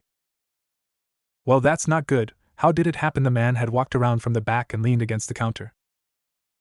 Somehow he figured it out on his own and went to the Hokage about it. Well, you let us know if there is anything we can do for him, alright? Tochi turned around and headed back to the kitchen to begin making the orders. Will do. Uzumaki compound. A lone ANBU appeared in front of the Uzumaki compound gates and walked towards them. Word had spread quickly through the ANBU ranks that Naruto had been in the Hokage office and now knew of his burden. Nico had been one of the first told. Everyone knew of her relationship with Naruto, and immediately she speed off to check on him. Reaching the gate, she pushed on it to find it sealed shut. Ever since he started school, Naruto had learned to use the security seals, and thus they were always locked from anyone but Naruto if closed. She reached over to the intercom they had installed years ago and pushed the button. Naruto, it's Nico, are you there? She waited for a few seconds before she pushed the button again. Come on, Naruto, I know you're in there. Again she waited a few seconds before pushing it again. Please let me in, Naruto. After a few seconds a glowing seal appeared on the door. After it faded, the doors opened slightly, and she pushed them open. She walked up the path to the front door and walked inside. Taking off her sandals at the front, she looked around to see no one there. She slowly walked into the hall, making her way towards the library to see if Naruto was in there, but again she found no one. Figuring he was in his room, she turned and walked to the end of the hall and looked at his door to see it slightly ajar. She quietly pushed it open and saw that the lights were off. Taking a second to let her eyes adjust to the dimly lit room, she saw Naruto curled up on his bed and walked across the room to him. She sat down on the bed with his back facing her, and gentle started to rub his back. Are you okay? He simply nodded his head but scooted back some so she was closer to him. They sat in silence for a while. The only noise was the occasional sniffle from Naruto. She assumed he had been crying. Hey Naruto, you home? Nico stopped and turned to the door after hearing a male voice. She ruffled Naruto's hair and got up from the bed to see who was here. She made her way down the hall to the living room but did not see anyone. She turned and looked into the kitchen and found Hate unloading containers from a box.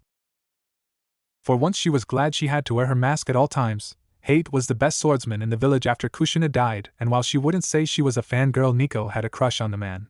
She knew he was watching over Naruto, but she had yet to ever come in contact with the man because of her busy ANBU schedule. She was lost in thought as Hate turned and saw her. Nico-san, hello, come to check on Naruto? He smiled at her, and she felt her cheeks burn slightly.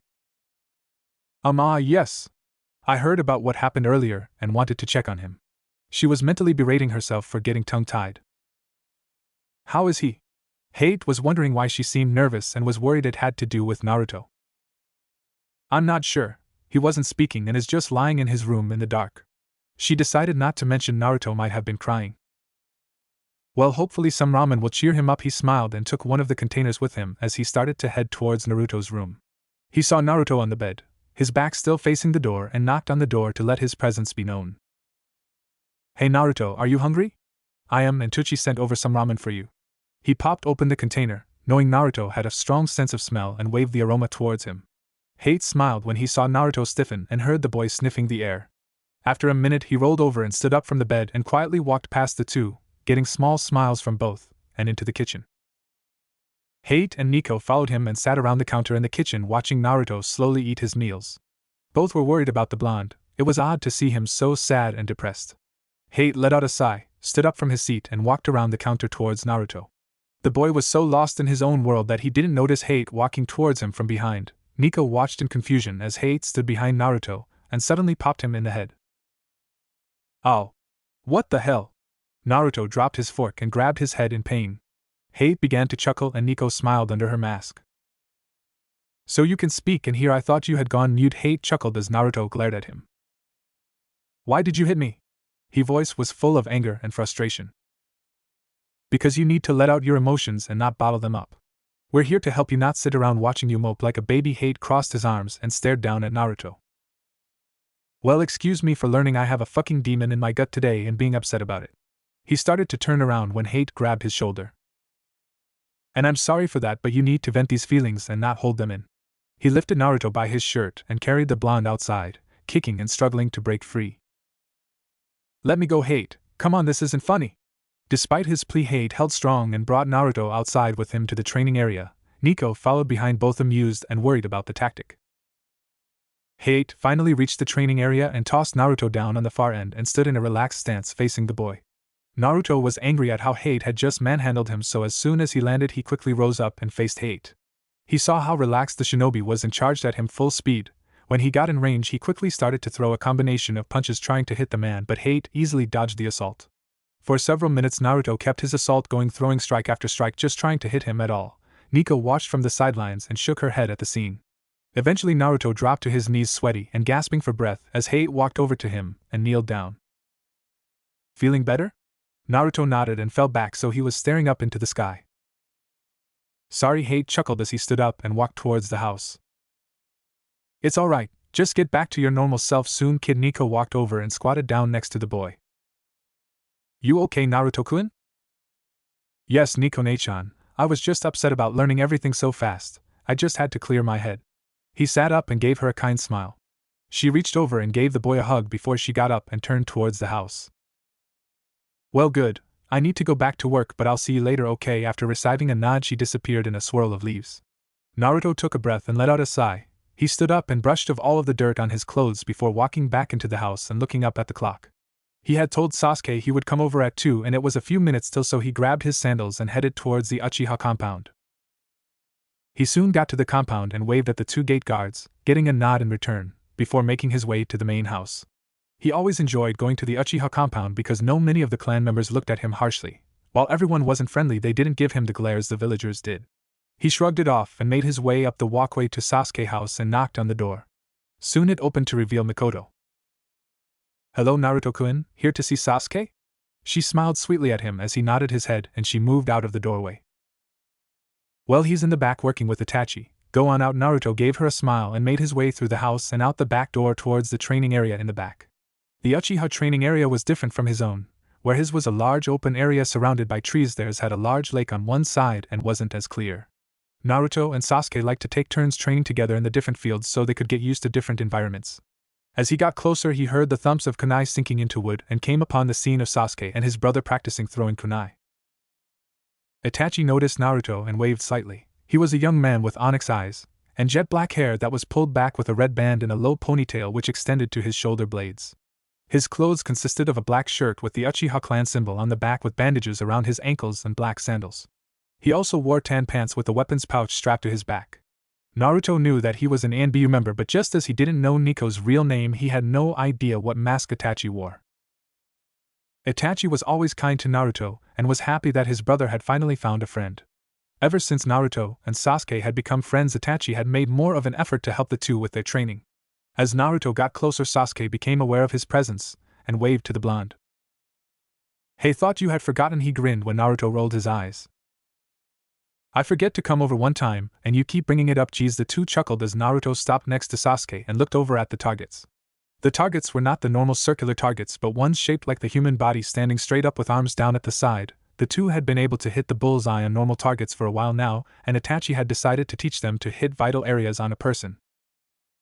It keeps you humble. Naruto rolled his eyes again and looked to the training field. Well, we going to train, or are you going to waste my time? He smiled at Sasuke as the raven-haired boy grinned back. You seem eager for me to beat you into the ground. Please, we both know you only win when I don't use my kenjutsu. Sasuke couldn't argue with that fact. While he and Naruto had been training for around the same amount of time, the types of training gave them different strengths. Naruto was the stronger than Sasuke but lacked a real taijutsu style, so Sasuke usually dominated the battles. However, when Naruto would use his Bakken, Sasuke couldn't handle the weapon and usually was on the losing end. Whatever, whiskers, Sasuke smirked as he walked past his friend. While they were friends, the two usually teased each other for the fun of it. A tick mark appeared over Naruto's eye at the name but turned into a fox-like grin as he turned to face his friend. Bring it on, duck, but he taunted, referring to Sasuke's hairstyle, and earning him a glare from the boy. With a growl, he launched himself at his blonde friend and the two began to wrestle around on the ground, earning a small smile from Itachi as he watched the boy's antics. Hokage office. Hiruzen puffed on his pipe as he looked at the three figures in front of him. He had called Danzo, Koharu and Hamura to his office not long after Naruto had left to speak with them. I have called you three to let you know Naruto has learned about his tenant. He noted that all three, including Danzo to his surprise, raised an eyebrow and looked slightly shocked. Koharu was the first to recover and gain her composure. How did this happen? I thought we agreed you would tell him when we thought he was ready? Her words and expression showed that she thought Hiruzen had somehow informed the boy because of their relationship. We did, but it seems we did not account for the boy's intelligence. After the Mizuki incident, he grew more suspicious and figured everything out on his own. Koharu looked surprised again, but Danzo and Hamura kept a straight face. What was the boy's reaction? Danzo asked while trying to keep from seeming too interested. To be blunt, he is upset with people's reactions. While I don't believe we need to fear him running around killing villagers or fleeing Konoha, I think it will take a lot before the civilians and he get along. The elders didn't look happy about the end comment, but Danzo nodded with the statement. Understandable. What of the beast itself? He made no comment of it. I will give him time to adjust to the information and have Hate watching over him to see if there is any change in his behavior. The three elders nodded. While we are here, there is something I think we should discuss in private. Hiruzen. Danzo looked to the corner of the room with his remaining eye, showing he knew of the hidden ANBU. ANBU, give us the room please. Two figures emerged from the shadows and made their way out of the room again. As they closed the door, Hiruzen leaned back into his chair and looked at his three advisors, waiting for one of them to begin. We are worried about the Uchiha, Hiruzen. They are growing even more suspicious. Danzo spoke softly, almost in a whisper, as if someone might overhear him. I understand your concern, but I assure you I have it under control. The trio exchanged concerned looks but said nothing to each other when Danzo nodded. Very well, Hiruzen, but I still think something needs to be done before they decide to act. He turned after he finished and walked out the door with Koharu and Hamura in tow. Hiruzen let out a sigh as they left. He knew that if he didn't solve the situation with the Uchiha soon, that it would cause problems. The only thing was how to solve it. Underneath Konoha, Danzo walked into the underground compound of Root and was flanked by Tiger immediately. He was in thought on how to handle the situation with the Uchiha. He knew the clan was becoming a threat to Konoha, but the Sharingan was too useful to lose. He made it to his office and sat back in his seat looking up at Tiger, having finally when he made a decision. Get me Itachi. Tiger nodded and left the office quickly. After a few seconds he snapped his fingers and a blank masked Root member appeared in the room. Hi Danzo-sama. Have 2 retrieval teams ready for an operation. I will explain more in detail later. The agent nodded and was gone as soon as he appeared. Danzo leaned back and drummed his fingers on his desk as he finalized his thoughts, a grin spreading across his face as he did. Konoha, 1 week later. Naruto stood amongst the other shinobi of the village at Konoha's graveyard in his black outfit. Everyone was wearing the same thing too. To his side were all of the clan heads and some of their children. Naruto guessed they were all here because Sasuke was in their class, seeing as he didn't really hang out with any of them. He looked over at his friend, standing next to the Hokage and the village elders. The very same day Naruto had learned of his tenant Sasuke's entire family had been killed. Not only that, but apparently the killer was Sasuke's own brother Itachi. Itachi had been watching them train in the field when suddenly he said he had to take care of something. Not thinking anything of it, Naruto and Sasuke continued on. After a couple of hours, Itachi came back holding a bag of clothes. He told them that Sasuke's parents were going out to a dinner, and they wanted Sasuke to stay at Naruto's since they did not know when they would get home. Itachi offered to take them to eat dinner before he dropped them off. Of course the boys thought nothing of it, and simply went along with the offer. The next morning Hiruzen and a team of ANBU showed up to Naruto's house and informed them of what had happened. Sasuke immediately ran towards his house, not believing any of it, and that was the last time Naruto saw him before today. The ceremony was very nice in Naruto's opinion, and he stood to the side afterwards waiting for all of the civilians to finish talking, or sucking up in his opinion, to Sasuke. Soon the only people left in the cemetery were Naruto, Sasuke, Hate and Hiruzen, so Naruto walked over and stood next to Sasuke as he looked at his parents' headstones. Neither of them said a word, they just stood there looking at the graves. Why did he do this, Naruto? Sasuke's voice was quiet and sounded as if he was on the verge of tears. I don't know. Why me? He sent me away with you. He had to have planned that, but why? Naruto watched as Sasuke clenched his fists in anger and began to shake. He put his hand on his friend's shoulder. I don't know, Sasuke, but I promise you we will find out. Sasuke turned and looked at Naruto. What surprised the blonde was that his normal black eyes were gone. Now he was staring into red eyes with a black iris and small broken black ring around it, and a single tome on it. Sharingan, Naruto whispered as he stared wide-eyed at his friend. Sasuke grinned not only at Naruto's reaction but also at his words. We? Naruto snapped out of his surprise and looked at Sasuke with a serious face. I owe it to your parents to help you. Sasuke nodded and turned back to the graves. He and Naruto stood there until the sun started to set over the Hokage monument. 2 years later. Naruto walked towards the academy whistling as he passed by the villagers, completely ignoring the small glares and looks from them, and mental making a note of who they were. Since discovering about his tenant, he made mental notes on how many and who treated him like the demon itself, so that eventually if anyone needs something from him he wouldn't go easy on them. He had grown in the last few years thanks to his training. He now stood at 5 feet 3 inches shorter than only 4 other boys in his class and was muscular for a 12-year-old boy. His outfit had changed slightly over the years also. He now wore a 3/4 sleeve navy blue shirt that ended just below his elbows, with a red Uzumaki crest on the back, a pair of black ANBU pants and black sandals. Ever since the Uchiha massacre, Sasuke had thrown him into training to get strong enough to defeat his brother, and make him pay for what he did to their family. Naruto trained just as hard so that he could keep up with his friend, but also he saw it as a kinship for he and Sasuke. The two were now both the last of their clans. They viewed Itachi as dead. His Fuinjutsu was at a level that he was the best Fuinjutsu user in the village and, according to his GG, very close to the level of Jiraiya of the Sannin. Naruto assumed he just seemed that way because of the amount of seals that he now possessed, but took the compliment, all the same. He also had made great leaps in his Kenjutsu training. The Uzumaki style was made up of several different attacks. He had mastered a few of the simple ones and was very skilled with several more. He was now able to press Hate to use some of his own techniques. A smile went across his face when he thought of Hate. The man had become much like a brother to him in the last few years. He was also glad that Hate was now dating Nico, who he had finally learned was named Yugao Yuzuki. Of course, how he found out wasn't the best. Hate had invited her over one night thinking Naruto was at Sasuke's when really he was studying in the library. The two started getting intimate almost as soon as she walked in the door, and when Naruto walked out to get something to drink, he paused and saw the two naked on the living room couch. At first Naruto was just embarrassed to have walked in on them, but when Yugao had screeched Naruto-kun at him while they covered themselves and he saw her hair color, it registered in his mind. He blushed and ran from the room. After they got clothed, she came into his room and talked to him about their relationship, how he couldn't tell anyone about her ANBU identity, and much to his dismay, the sex talk. Needless to say, he couldn't look either of them in the face for a week. Shaking the thoughts of her naked body from his mind, stupid hormones, Naruto entered the academy and walked over to his normal seat and pulled out the first of his ninjutsu scrolls. His training had progressed enough that he could start going over the scroll and he was excited. Sasuke had been training mostly in taijutsu and ninjutsu in his time, and he was jealous of watching him shoot fireballs from his mouth while he couldn't do anything. It's not like he thought he would be doing things like that right off the bat, but he hoped soon he could. Sasuke had also changed since the massacre, and not all for the better in Naruto's opinion. Suddenly losing his parents had made him more withdrawn from everyone. Now that he was the clan heir and sole Uchiha, people were always trying to get on his good side and praised him. While Sasuke at first didn't mind the praise, he soon grew annoyed with it, and after he saw how people ignored Naruto when with him, or even insulted him when he wasn't around, he was appealed by them. Naruto had decided to tell Sasuke about the Kyuubi. After learning about that, Sasuke took it better than Naruto thought, and after a small explanation about sealing and answering some questions, he never brought it up again.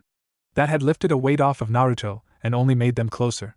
Sasuke also grew annoyed with all of the fangirls. Before, most of the girls thought he was attractive and liked him, but now parents were pushing their girls to date him so they could gain influence and power from his name. Naruto found this absolutely hilarious, and made it his life goal to increase the misfortune of his friend any way he could, like telling girls what he liked, even if it was a lie, or give out locations he was going to be in. While Sasuke hated Naruto when he did things like that secretly, he was happy that his friend kept him sane. If left alone, he would start remembering his family, and how Itachi took them away. Naruto's hijinks took his mind away from all of that, and he was happy for it. Naruto let out a sigh and cracked open the scroll he had and began looking through it, and his eyes widened when he read what it was. Kage Bunshin no Jutsu. Shadow clones are a technique given to the Uzumakis from our cousins the Senju as an offering of friendship to their new village Konohagakure. They are the pinnacle of all the clone techniques, and one that should be practiced with extreme caution. Many people do not learn this technique until later in their lives because of the chakra requirements, but we Uzumaki have higher reserves than most. The shadow clone is a clone that has form to it, and unlike others is able to interact. Even censors and dojutsu users are unable to tell the differences between shadow clones and actual people. The clones also send all information they learn back to the others when they dispel. This gives advantages for spy missions. The disadvantages to shadow clones are that you divide your chakra between all of the ones you create. Meaning if you create 4 clones, your chakra will be at a fifth of what it normally is. Also, if you dispel too many clones at once, you can cause severe brain damage from gaining too many memories at once. It is advised to dispel them in intervals. Naruto stared at the page and couldn't believe what he was reading. If this was true, he had just found a gold mine of a technique. He quickly rolled up the scroll and resealed it so no one would see it and ask him about it. He was going to wait until he was alone at home to practice it. Sasuke would definitely want to learn this technique, but he knew that Sasuke's chakra levels were nowhere near his. Sasuke had high reserves for a student, probably better than most genin, but Naruto knew his levels were already at mid to high jounin level. He would have to learn the technique and master the hand seals so he could get it down to only a few so Sasuke wouldn't copy them and then try to use a skill he couldn't handle. It had already happened a few times since Sasuke had gained his Sharingan, and the boy ended up in the hospital for chakra exhaustion. He had been better in the past few months about taking it easy, but Naruto feared this would be a tipping point and didn't want to tempt Sasuke. "Good morning, Naruto-kun," a small voice said, and Naruto looked up to see Hinata sitting in her seat across from him. She was one of the few people he actually likes in the class, while she was very nice and friendly. Her only problem was she was shy and didn't have a lot of self-esteem, so she was an easy target for many of the other girls in the class. Naruto looked over and saw that Shino was again sitting next to her. He didn't know why, but Shino had seemed to take over the role of Hinata's guardian. Anytime someone made fun of her or put her down, they would be covered in bugs. Naruto found it hilarious, especially when it was some of Sasuke's fangirls. "Morning, Hinata-chan." Shino, the shade-wearing student, gave him a small nod at the greeting and went back to staring forward. Another of Naruto's favorite things to do in class was to see how many words he could get Shino to say in a day. Sadly, the number to beat wasn't as high as one would think. He noticed Sasuke walk in at that point and gave the boy a mock salute. "Morning, Captain Amos, sir." Sasuke let out a sigh and rolled his eyes at his friend. "Haven't you used that joke before?" "Probably, but you have to love the classics." Sasuke rolled his eyes again and sat down next to Naruto in his normal seat and began looking out the window. Naruto shrugged at the sudden loss of conversation and decided to observe those around the room until class started. A few minutes before class, he perked up as a noise came from the hallway. It was quiet at first, but soon voices and words could be heard, and the door burst open as Sakura and Ino burst into the room. "I win, Ino Pig," Sakura stated with triumph, as she tried to catch her breath. "In your dream forehead." Ino tried to act just as victories, but both were out of breath and struggled to stay upright. Both soon turned their attention to the far end of the room and let out a groan. The girls were two of Sasuke's biggest fangirls, and every day they attempted to race to the school and get the spot next to their idol, but every day they were beat by Naruto. At first they had tried to bull Naruto into giving up the seat, but when Sakura attempted to hit him, Sasuke grabbed her arm and said that if anyone messed with Naruto, they were messing with him too. That comment brought about a small change in the girls of the class. Where they were at first mean to Naruto, now they were all sucking up to him to get info and closer to Sasuke. Naruto had dubbed the girls the Twin Terrors because even though they weren't friends, they worked together to keep the other woman at bay. Naruto looked over at Sasuke to see him roll his eyes at the girls, and an evil grin spread across his face, and he leaned forward to Sasuke. "Wonder what would happen if they knew you were eligible for the CRA." Naruto chuckled as he watched the color drain from Sasuke's face and turned to Naruto. Why you wouldn't dare." If Sasuke feared one thing, it was his fangirls' leaning of the Clan Restoration Act. As of now, they all tried to tear each other apart so they would be the only one to get him, but if they knew he could have multiple wives, they might band together and make his life hell. He and Naruto had recently been told about it by the clan elders. While they didn't have to worry about it until they became genin, the elders thought it a good idea. They knew in advance. Naruto burst out laughing at Sasuke's reaction and almost fell to the ground, but stopped when Irika walked in the door. "Alright, quiet down everyone. Sakura, Ino, get to your seats." The girls nodded and rushed to the desk behind Naruto and Sasuke. "Alright everyone, seeing as this is your last year, we're going to start with learning the Bunshin no Jutsu. It along with the Henjin Kawarimi are important for all genin to learn." While everyone else was excited, Naruto had a small grin on his face. He would leave the easy one to his classmates while he learned the Shadow Clone. Uzumaki Compound. Naruto stood in his backyard facing his opponent. His new katana hung on his left hip. The sheath was all black with a flat finish so it would not shine in the light. If one inspected it closely, they would see seals carved into the wood. He had looked up seals in his library that would make the sheath more durable and keep it protected against the elements. The guard was a dark gray that was made to look like the Uzumaki crest, with a handle wrapped in a dark red cloth. Across from him stood a shadow clone of Hate. In the last year, Hate had decided Naruto needed to prepare for the shinobi life, so he always used a clone so Naruto could go all out and not fear using killing blows. The real Hate stood on the side leaning against a tree watching the two stare each other down. A small smile graced his face as he thought of the past year's training. Naruto had shown a great deal of skill in kenjutsu, and with his family's style, even he admitted that he didn't have as much skill at Naruto's age as the blonde. He pushed off the tree and walked between Naruto and his clone. "You ready, Naruto?" He looked over to the blonde and watched as he drew his blade from the sheath and nodded at Hate. He held the blade to his side and crouched down, putting his right foot forward. Hate turned to his clone and received a nod as it drew its own katana and stood at the ready for Naruto's assault. Hate held up one of his arms. Hajime Hate brought his arm down and jumped back as his clone speed towards Naruto. Its eyes widened as it watched Naruto start to fall forward. It remembered this technique and quickly put its sword down and horizontal to its body. purple lightning flashed Naruto speed forward with a speed Hate would judge typical for a low-level chunin. His body was barely above the ground as he raced towards the clone, swinging his katana and slashing upwards towards the clone's torso. He cursed silently when his blade connected with the clone's, and quickly leapt to the side to avoid the counterattack. Naruto took a defensive stance and thought out his next move. The clone moved in and started going through a series of easy attacks to keep Naruto from thinking. Hate watched Naruto from the side to get a better judge of Naruto's increase in skill in the last year. While they had dueled together, Hate had left Naruto on his own to perfect his skills. The two continued to dance around the training ground for several minutes, trading blows and dodging attacks. Naruto seemed to hold his own but was having trouble getting the edge on the clone. Naruto grit his teeth. Even though it was a clone, it was still a mid to high level chunin. He decided to try one of his new moves, even though he had yet to perfect it. He jumped back to make room between him and the clone and raised his katana above his head and dashed at the clone, bringing his blade down. Hate raised his eyebrow at the move but waited. He knew it wasn't that simple. The clone brought up his blade to block the blow and was prepared to counter. Imperial wrath quicker than the clone or Hate could notice Naruto switch the positions of his hands and change the katana's trajectory, letting it slip right past the clone's blade. He slowly sheathed his katana as the clone disappeared in a poof of smoke and the katana fell to the ground. Naruto heard clapping and turned to see Hate walking towards him with a smile on his face. Well done, Naruto. I must say I'm very impressed with that last attack. He reached down and collected his blade. I'm curious as to how you broke through the guard. But that would be telling Sensei. Naruto gave him a sly grin and started towards the house, chuckling as he heard Hate mumbling about stubborn students. The two made their way into the house and Naruto immediately got into the shower to clean up before he needed to head to the academy. Today was the day of the final exam and he was more than ready to get it over with. The last year had been the most boring of all of them. Every day in class was spent going over all of the previous years and physical education to ensure they were all physically fit for duty if they graduated. He chuckled to himself as he stepped into the shower. He didn't understand how that the girls in his class were going to become shinobi. Throughout the year their infatuation with Sasuke had grown and all of them spent their time dieting and trying to look their best for him. He was amazed that any of them had the physical capabilities to actually graduate from the academy. He shook his head as he turned the shower off and began to dry off. It wasn't his job to worry about them.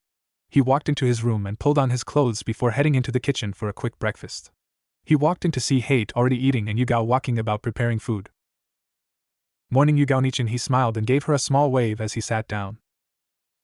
Good morning, Naruto-kun.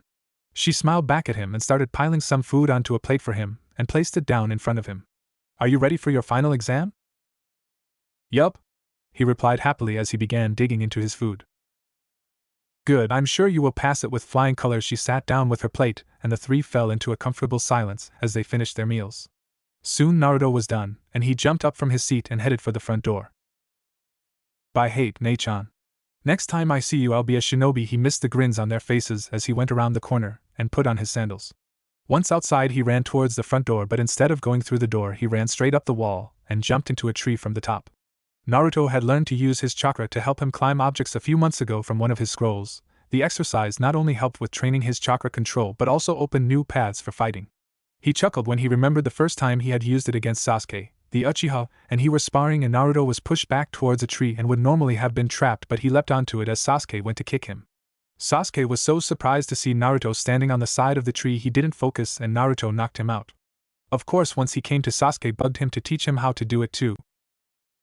Soon Naruto made it to the edge of the forest hiding his house and dropped down from the trees and walked through the village. While he didn't care what the villagers though anymore, he decided to hide all of his skill from the villagers until he needed to. He had already slowly begun his revenge against the merchants of the village. His skill with Fuinjutsu was unknown to everyone but a select few, and he used that to his financial advantage. He had discovered he could make a large amount of shadow clones at a time, and used that to create dozens of seals a day, then sold them under a fake name to the merchants of the village. He mental smirked when he thought of how the village would react if they found out the demon was the one supplying seals that protected them. He was broken from his thoughts as a black and blue blur ran by him. Blinking, he noticed the back of the figure and saw the Uchiha symbol. Sasuke? He said, confused as he watched his friend run down the street away from the academy.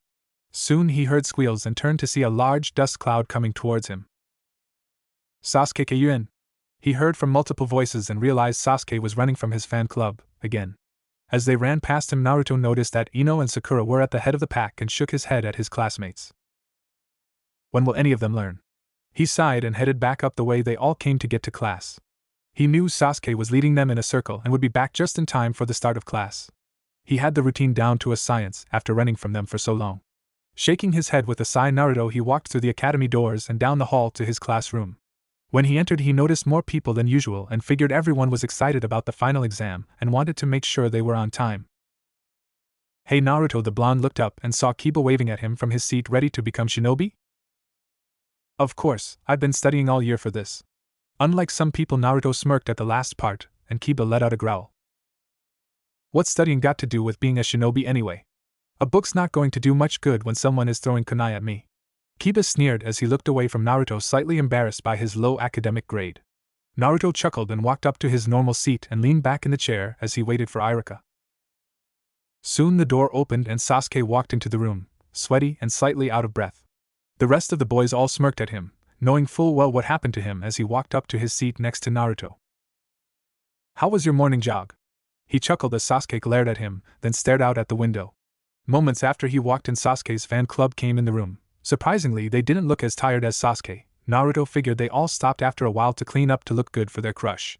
The girls all filed in and took their normal seats as they gave Sasuke looks of lust but were broken from their thoughts as Irika walked into the class.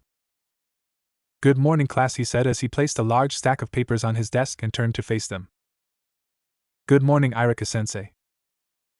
Now then, I'm sure you are all excited, so I will skip any long speeches and get to the test." He watched as many of the students wiggled nervously in their seats before he continued. "The exam is made up of 3 parts: a written exam, physical test, and finally a ninjutsu test. Are there any questions?" Looking around the room, he didn't see anyone rise. "Very well, please remove everything from your desks." He picked up the papers as the students cleared their desks and began passing them out to each desk, being careful to make sure none of the students had any hidden cheat sheets. After all of the students had an exam, he returned to his desk and sat behind it, keeping his eyes moving to ensure that no one was cheating. The test was well put together in Naruto's opinion. I went over information they had learned from the first day of the academy to current things they learned just last week. Naruto had an easy enough time with the questions, and after around 30 minutes he finished the exam, only losing to Shino, Shikamaru, and Sakura. He flipped his test over and tried not to look around the room at who was left. While he knew Irika was friendlier to him after the Mizuki incident, he didn't want to risk failing for cheating. He didn't have to wait much longer before the final student, Kiba, turned their test over. "Okay, everyone seems to be done, so will you all please go out and begin stretching for the physical part of the exam while I collect your tests?" The students all nodded and made their way out of the class in a small mod. Naruto and Sasuke stayed seated for a minute before getting up and following behind everyone. "So what was your opinion of the test?" asked the blonde in a small voice so not to be overheard. "Not too hard, I'll admit some of the questions got me," Sasuke said with a slight scowl. He didn't like to sound weak at something. "I'm guessing the history questions, you always zoned out during those lessons," his friend said with a small chuckle, getting a small shove from the Uchiha. "Like you always paid attention." Naruto turned his head and scratched the back of his head. Sasuke chuckled lightly as they made their way outside and walked slightly away from the group to begin stretching. Sasuke could feel the eyes of all the females in class on him as he began to stretch out his muscles. He rolled his eyes as he thought about them and wished they would leave him alone and take being a shinobi seriously. He wouldn't say it out loud, but he found many of the girls attractive, but their attitudes and actions kept him from wanting to do anything with them. Like many of the villagers, they were interested in his name and didn't bother to learn anything about him. Soon Irika came outside with a clipboard and called for everyone to gather around him. "Your physical exam will be 2 parts. First I will test your accuracy, then each of you will face off with me in a taijutsu match.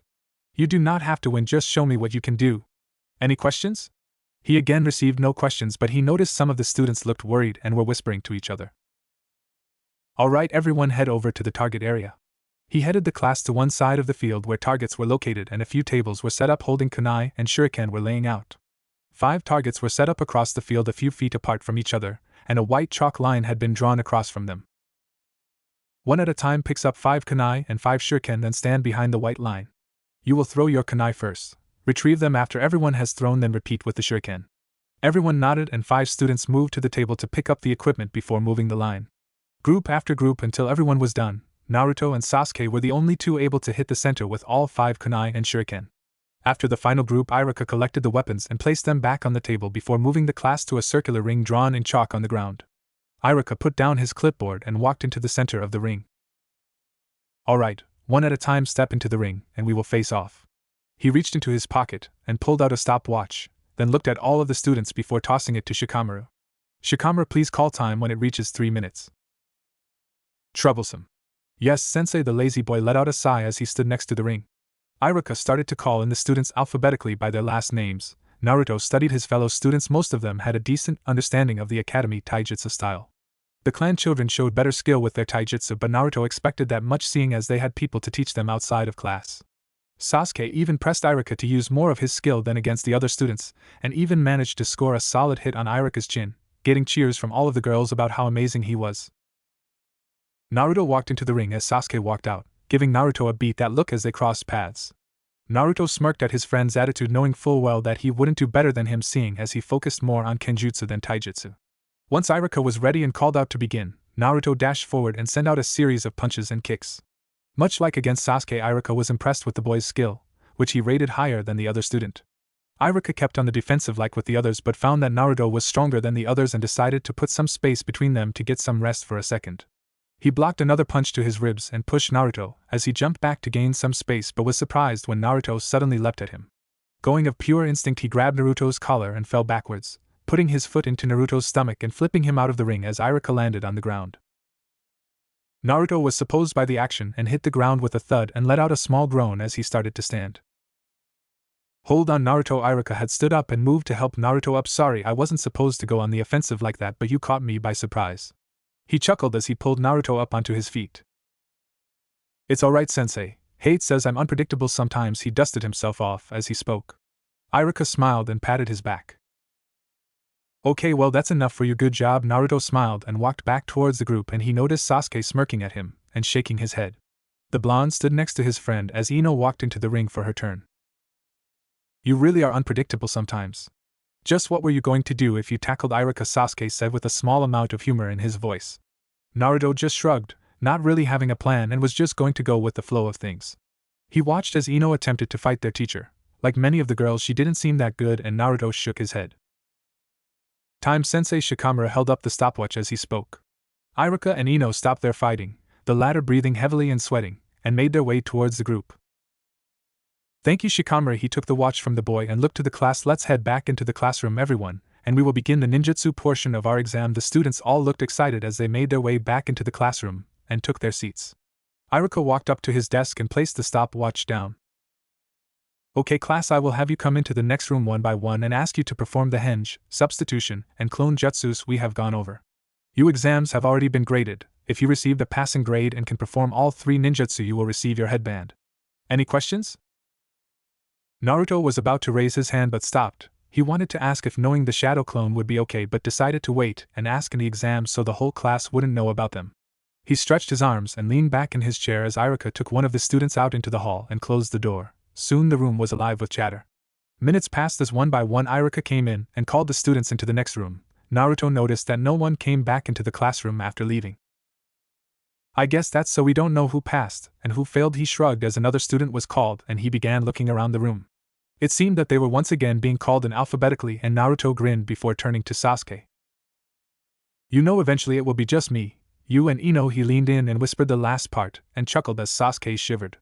The Uchiha shot him a glare and Naruto smiled at him before looking back at the front of the class. It didn't take long for Naruto's statement to come true, and he was curious and Ino would actually try and talk to Sasuke with him there.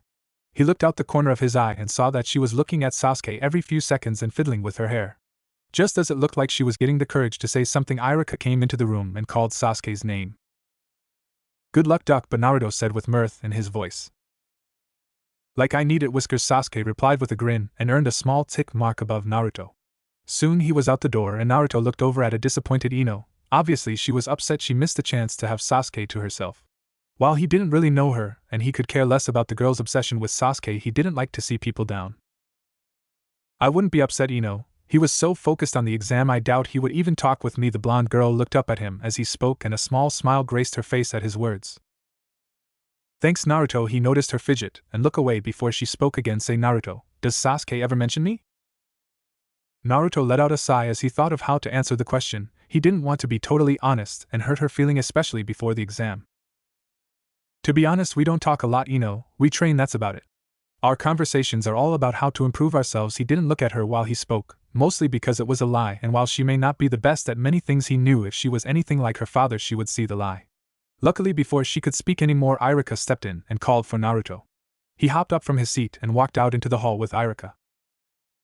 This way Naruto the boy followed his teacher down the hall and into an empty classroom similar to their own except the teacher's desk was by the student's desk. Iruka walked over and sat behind it then looked up at Naruto.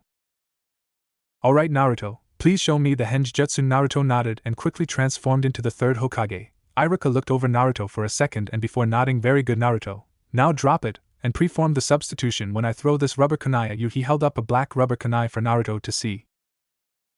Naruto nodded and dropped the illusion. He looked around quickly to pick his target. Iruka waited a second and then threw the kunai at Naruto. When it hit Naruto poofed into smoke and when it cleared it revealed a chair. Iruka turned around and saw Naruto waving at him from one of the desks. Well done, now please put the chair back and come do the clone jutsu. Naruto smirked and substituted himself with the chair again, earning a small smile from Iruka. You need to create 3 clones to pass Naruto. Sensei, do they have to be regular clone? Iruka raised an eyebrow at the boy and looked somewhat confused.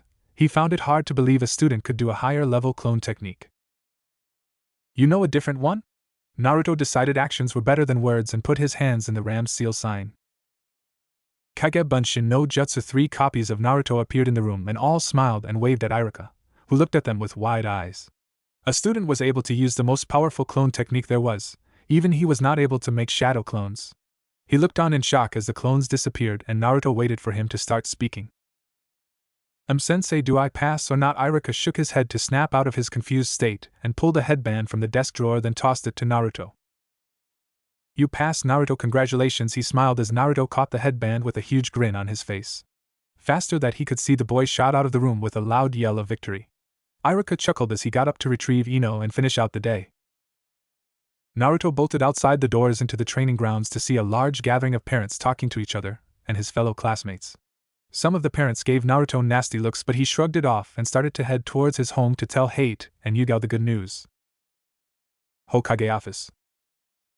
Hiruzen sat behind his desk looking over the list of passing students from this year's graduating class. Iruka had dropped it off to him earlier that day and gave him a brief overview of the students' skills.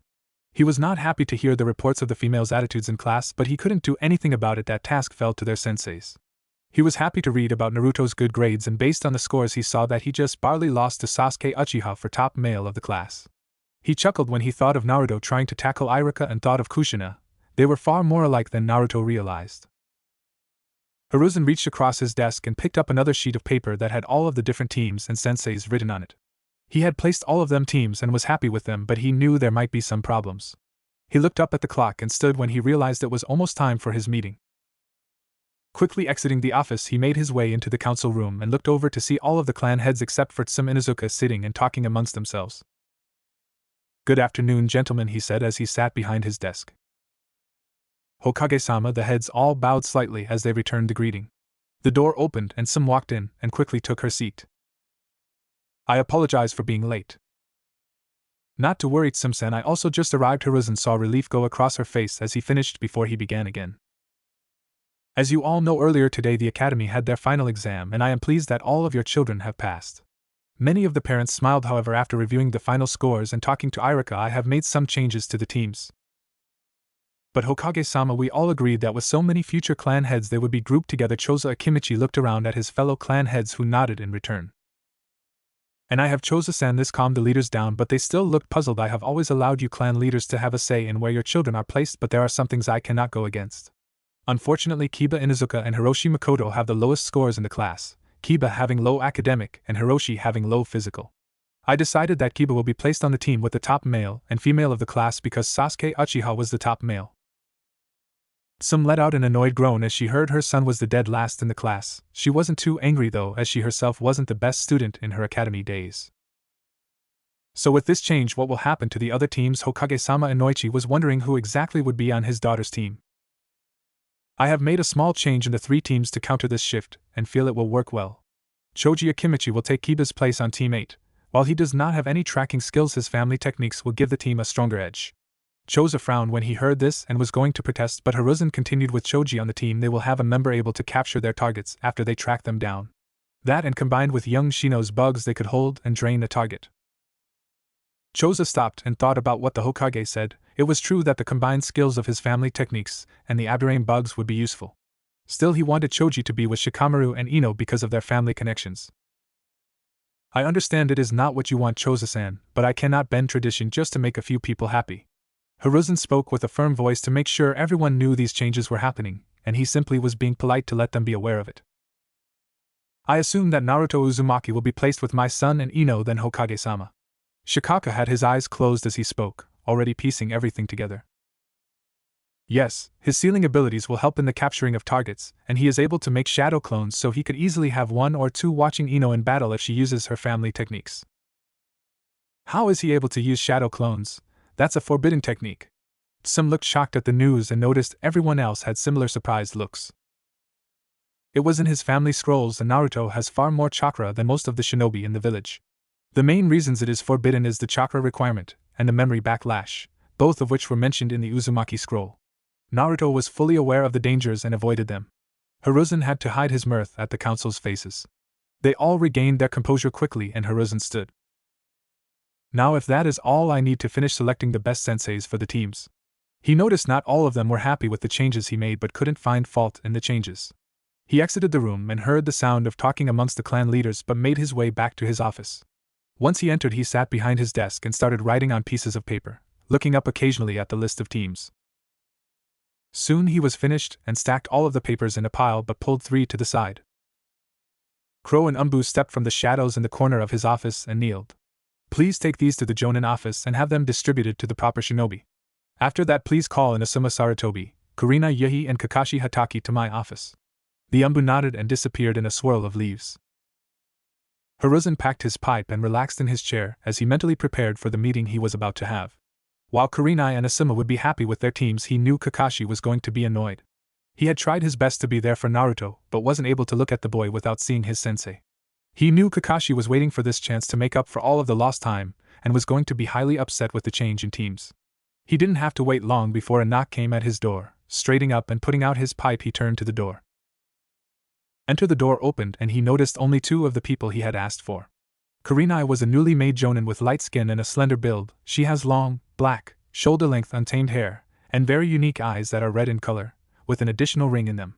She was wearing a red mesh armor blouse with only the right sleeve visible. Over this was a very broad material which resembles bandages with a pattern on it similar to those of rose thorns. Her hands and upper thighs are also wrapped in bandages. The second figure was his own son Asuma. He resembled Hiruzen somewhat. He was a tall man, with brown eyes, short, black spiky hair, and beard. His clothing consisted of the standard Konoha ninja uniform with the sleeves rolled up halfway, flak jacket, regular shinobi sandals, and forehead protector. He also wore the 12 Guardian Ninja sash that had the kanji for fire marked on it around his waist, a pair of black bangles and bandages wrapped around the arms of his sleeves. Both walked up to the desk and bowed. Hokage-sama. Hiruzen nodded back and gestured for them each to sit, pulling out their respective papers as they did.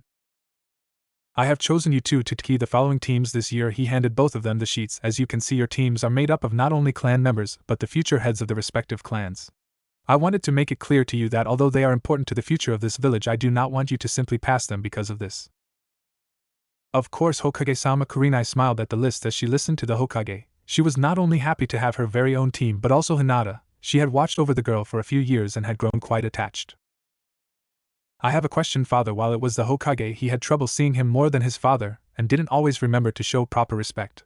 Why did my team change? Kurenai looked at Asuma confused. Even if the Hokage was his father, he shouldn't have known his team before today. Hiruzen though simply sighed. There was a change of plans with the final results of the class, and that caused a slight change in the teams, but the main idea of these teams stayed the same. Kurenai will train a tracking team, and you will train a capture and information gathering team. Asuma nodded. He was disappointed he wouldn't get the new generation of the Ino, Shika, Cho trio, but he had seen Naruto practice occasionally and was more than impressed. Excuse me, Hokage-sama, but how does Asuma know of the teams if you just made them today? Kurenai asked, somewhat curious and annoyed. Asuma requested to train the new generation of the Ino Shikacho trio, and I granted it, but as you can see, I have Choji Akimichi, and Asuma was given Naruto Uzumaki. May I ask what caused the change? Asuma asked curiously, and he watched as his father rubbed his chin in thought.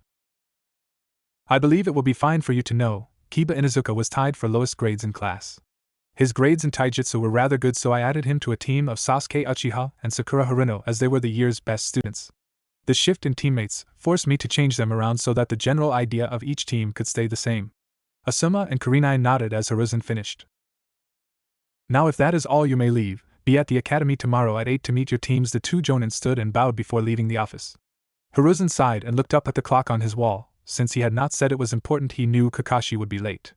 He was somewhat happy about that. He didn't want to have the discussion he was going to have in front of Kurenai and Asuma. He picked up his pipe and lighted it, enjoying the tobacco.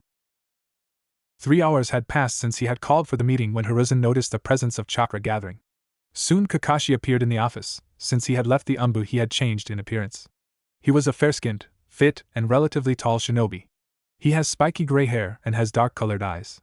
His left eye has a vertical scar running over it, and wore the standard attire of the forces, and he began wearing shorter metal-plated gloves. He also wore his forehead protector on a simple blue band, tilted to the left to cover his eye, and a mask which obscures the lower half of his face. Sorry I am late, Hokage-sama, but I ran into an old lady carrying groceries and had to help her pick them up, Kakashi spoke as he continued to look down at the small orange book in his hands. Yes, well, here is the team information for you. He pushed the paper to the edge of the desk as Kakashi grabbed it. Be at the academy at 8 to meet your team. Kakashi nodded and turned to leave, only to stop at the door. While the ANBU guards hadn't seen it, Hiruzen had noticed Kakashi glance at the paper. He snapped his book shut and turned back to the Hokage. Sir, may I speak with you in private? An angry edge was on his voice, and the ANBU grew tense, wondering what caused the sudden anger. ANBU, you may wait outside. Make sure we are not disturbed except for an emergency. The two men dashed outside and closed the door quickly. Hiruzen reached under his desk and activated a privacy seal so they would not be disturbed. You may speak now, Kakashi. No one can hear us.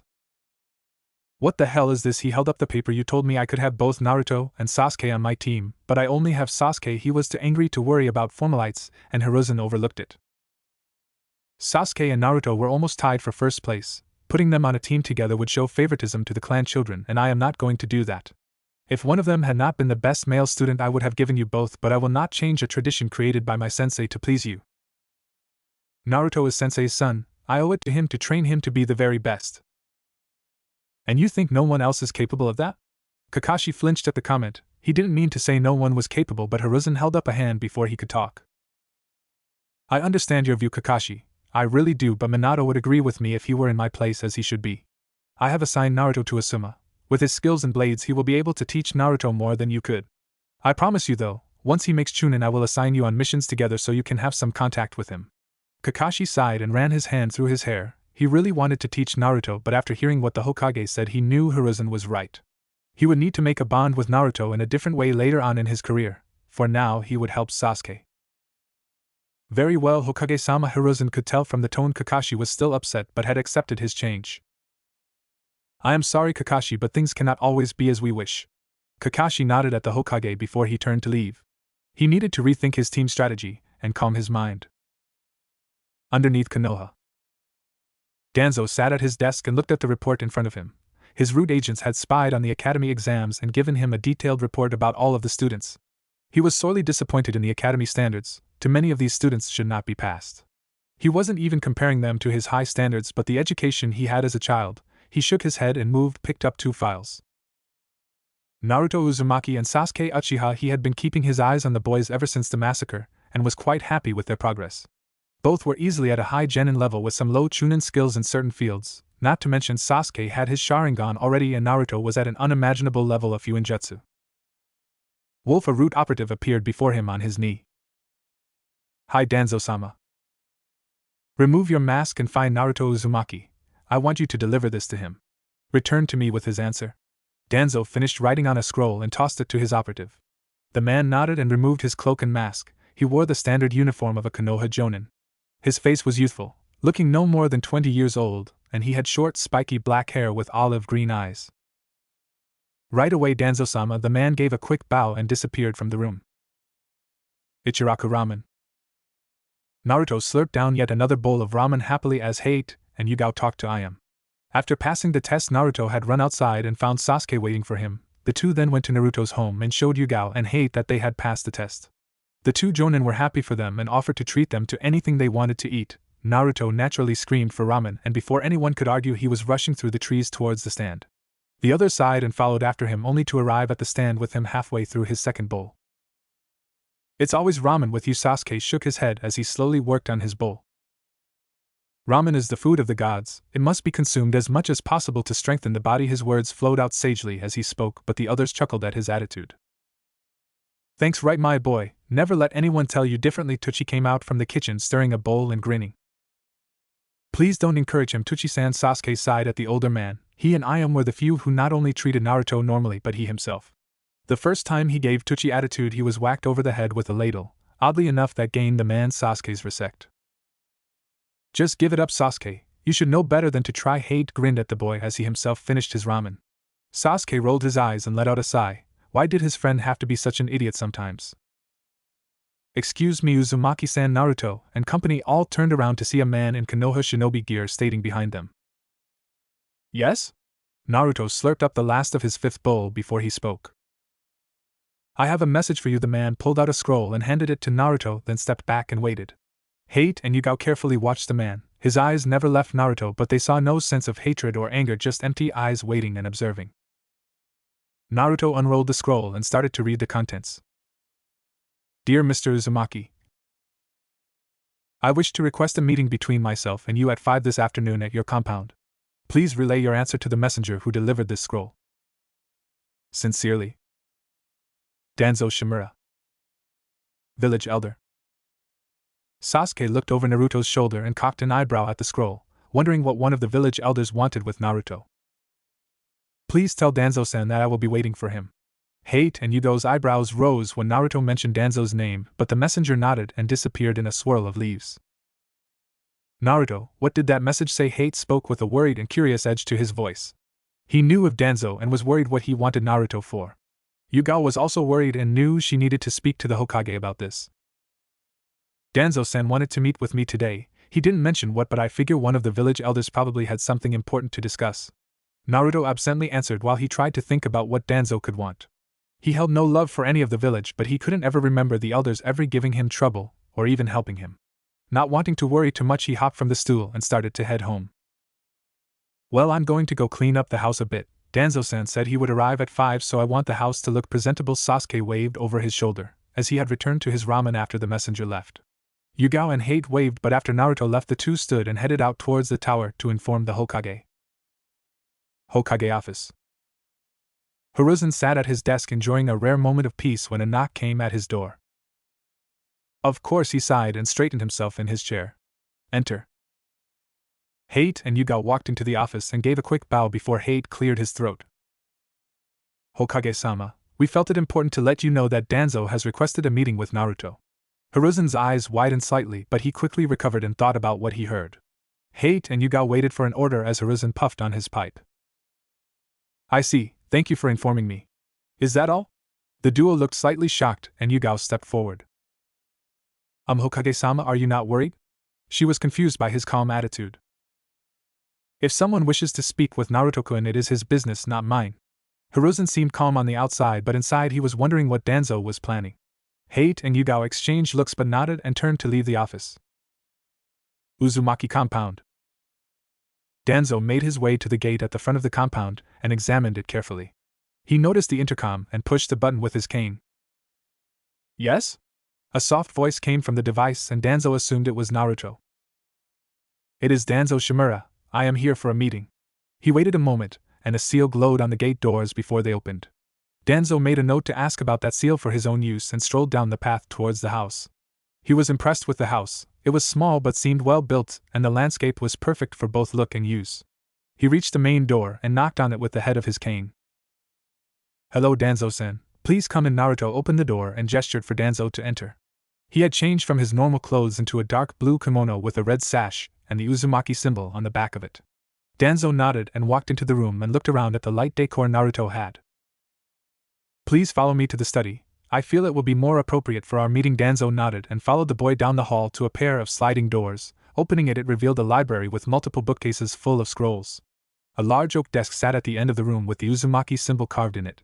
2 leather chairs sat in front of the desk. Please have a seat, Danzo-san. Would you like anything? Naruto walked around the desk and sat as he spoke. Danzo shook his head and took a seat. No, I am fine. He relaxed in the chair and placed his cane across his lap. I am sure you are curious as to why I am here. Naruto studied the man and nodded his head. I have come for different reasons, but the first of which is to hear your opinion of the village. We both know of how you were treated because of the QB, and I am curious as to how you see our village. Why now? I learned of that years ago. Danzo nodded but never let his eye leave Naruto. Yes, but until you became a shinobi you posed little threat. Now if you harbor ill will to the village you could cause problems. Danzo kept his voice calm but Naruto understood his meaning. I promise you, Danzo-san, I do not wish for any harm to befall Konoha and will protect it.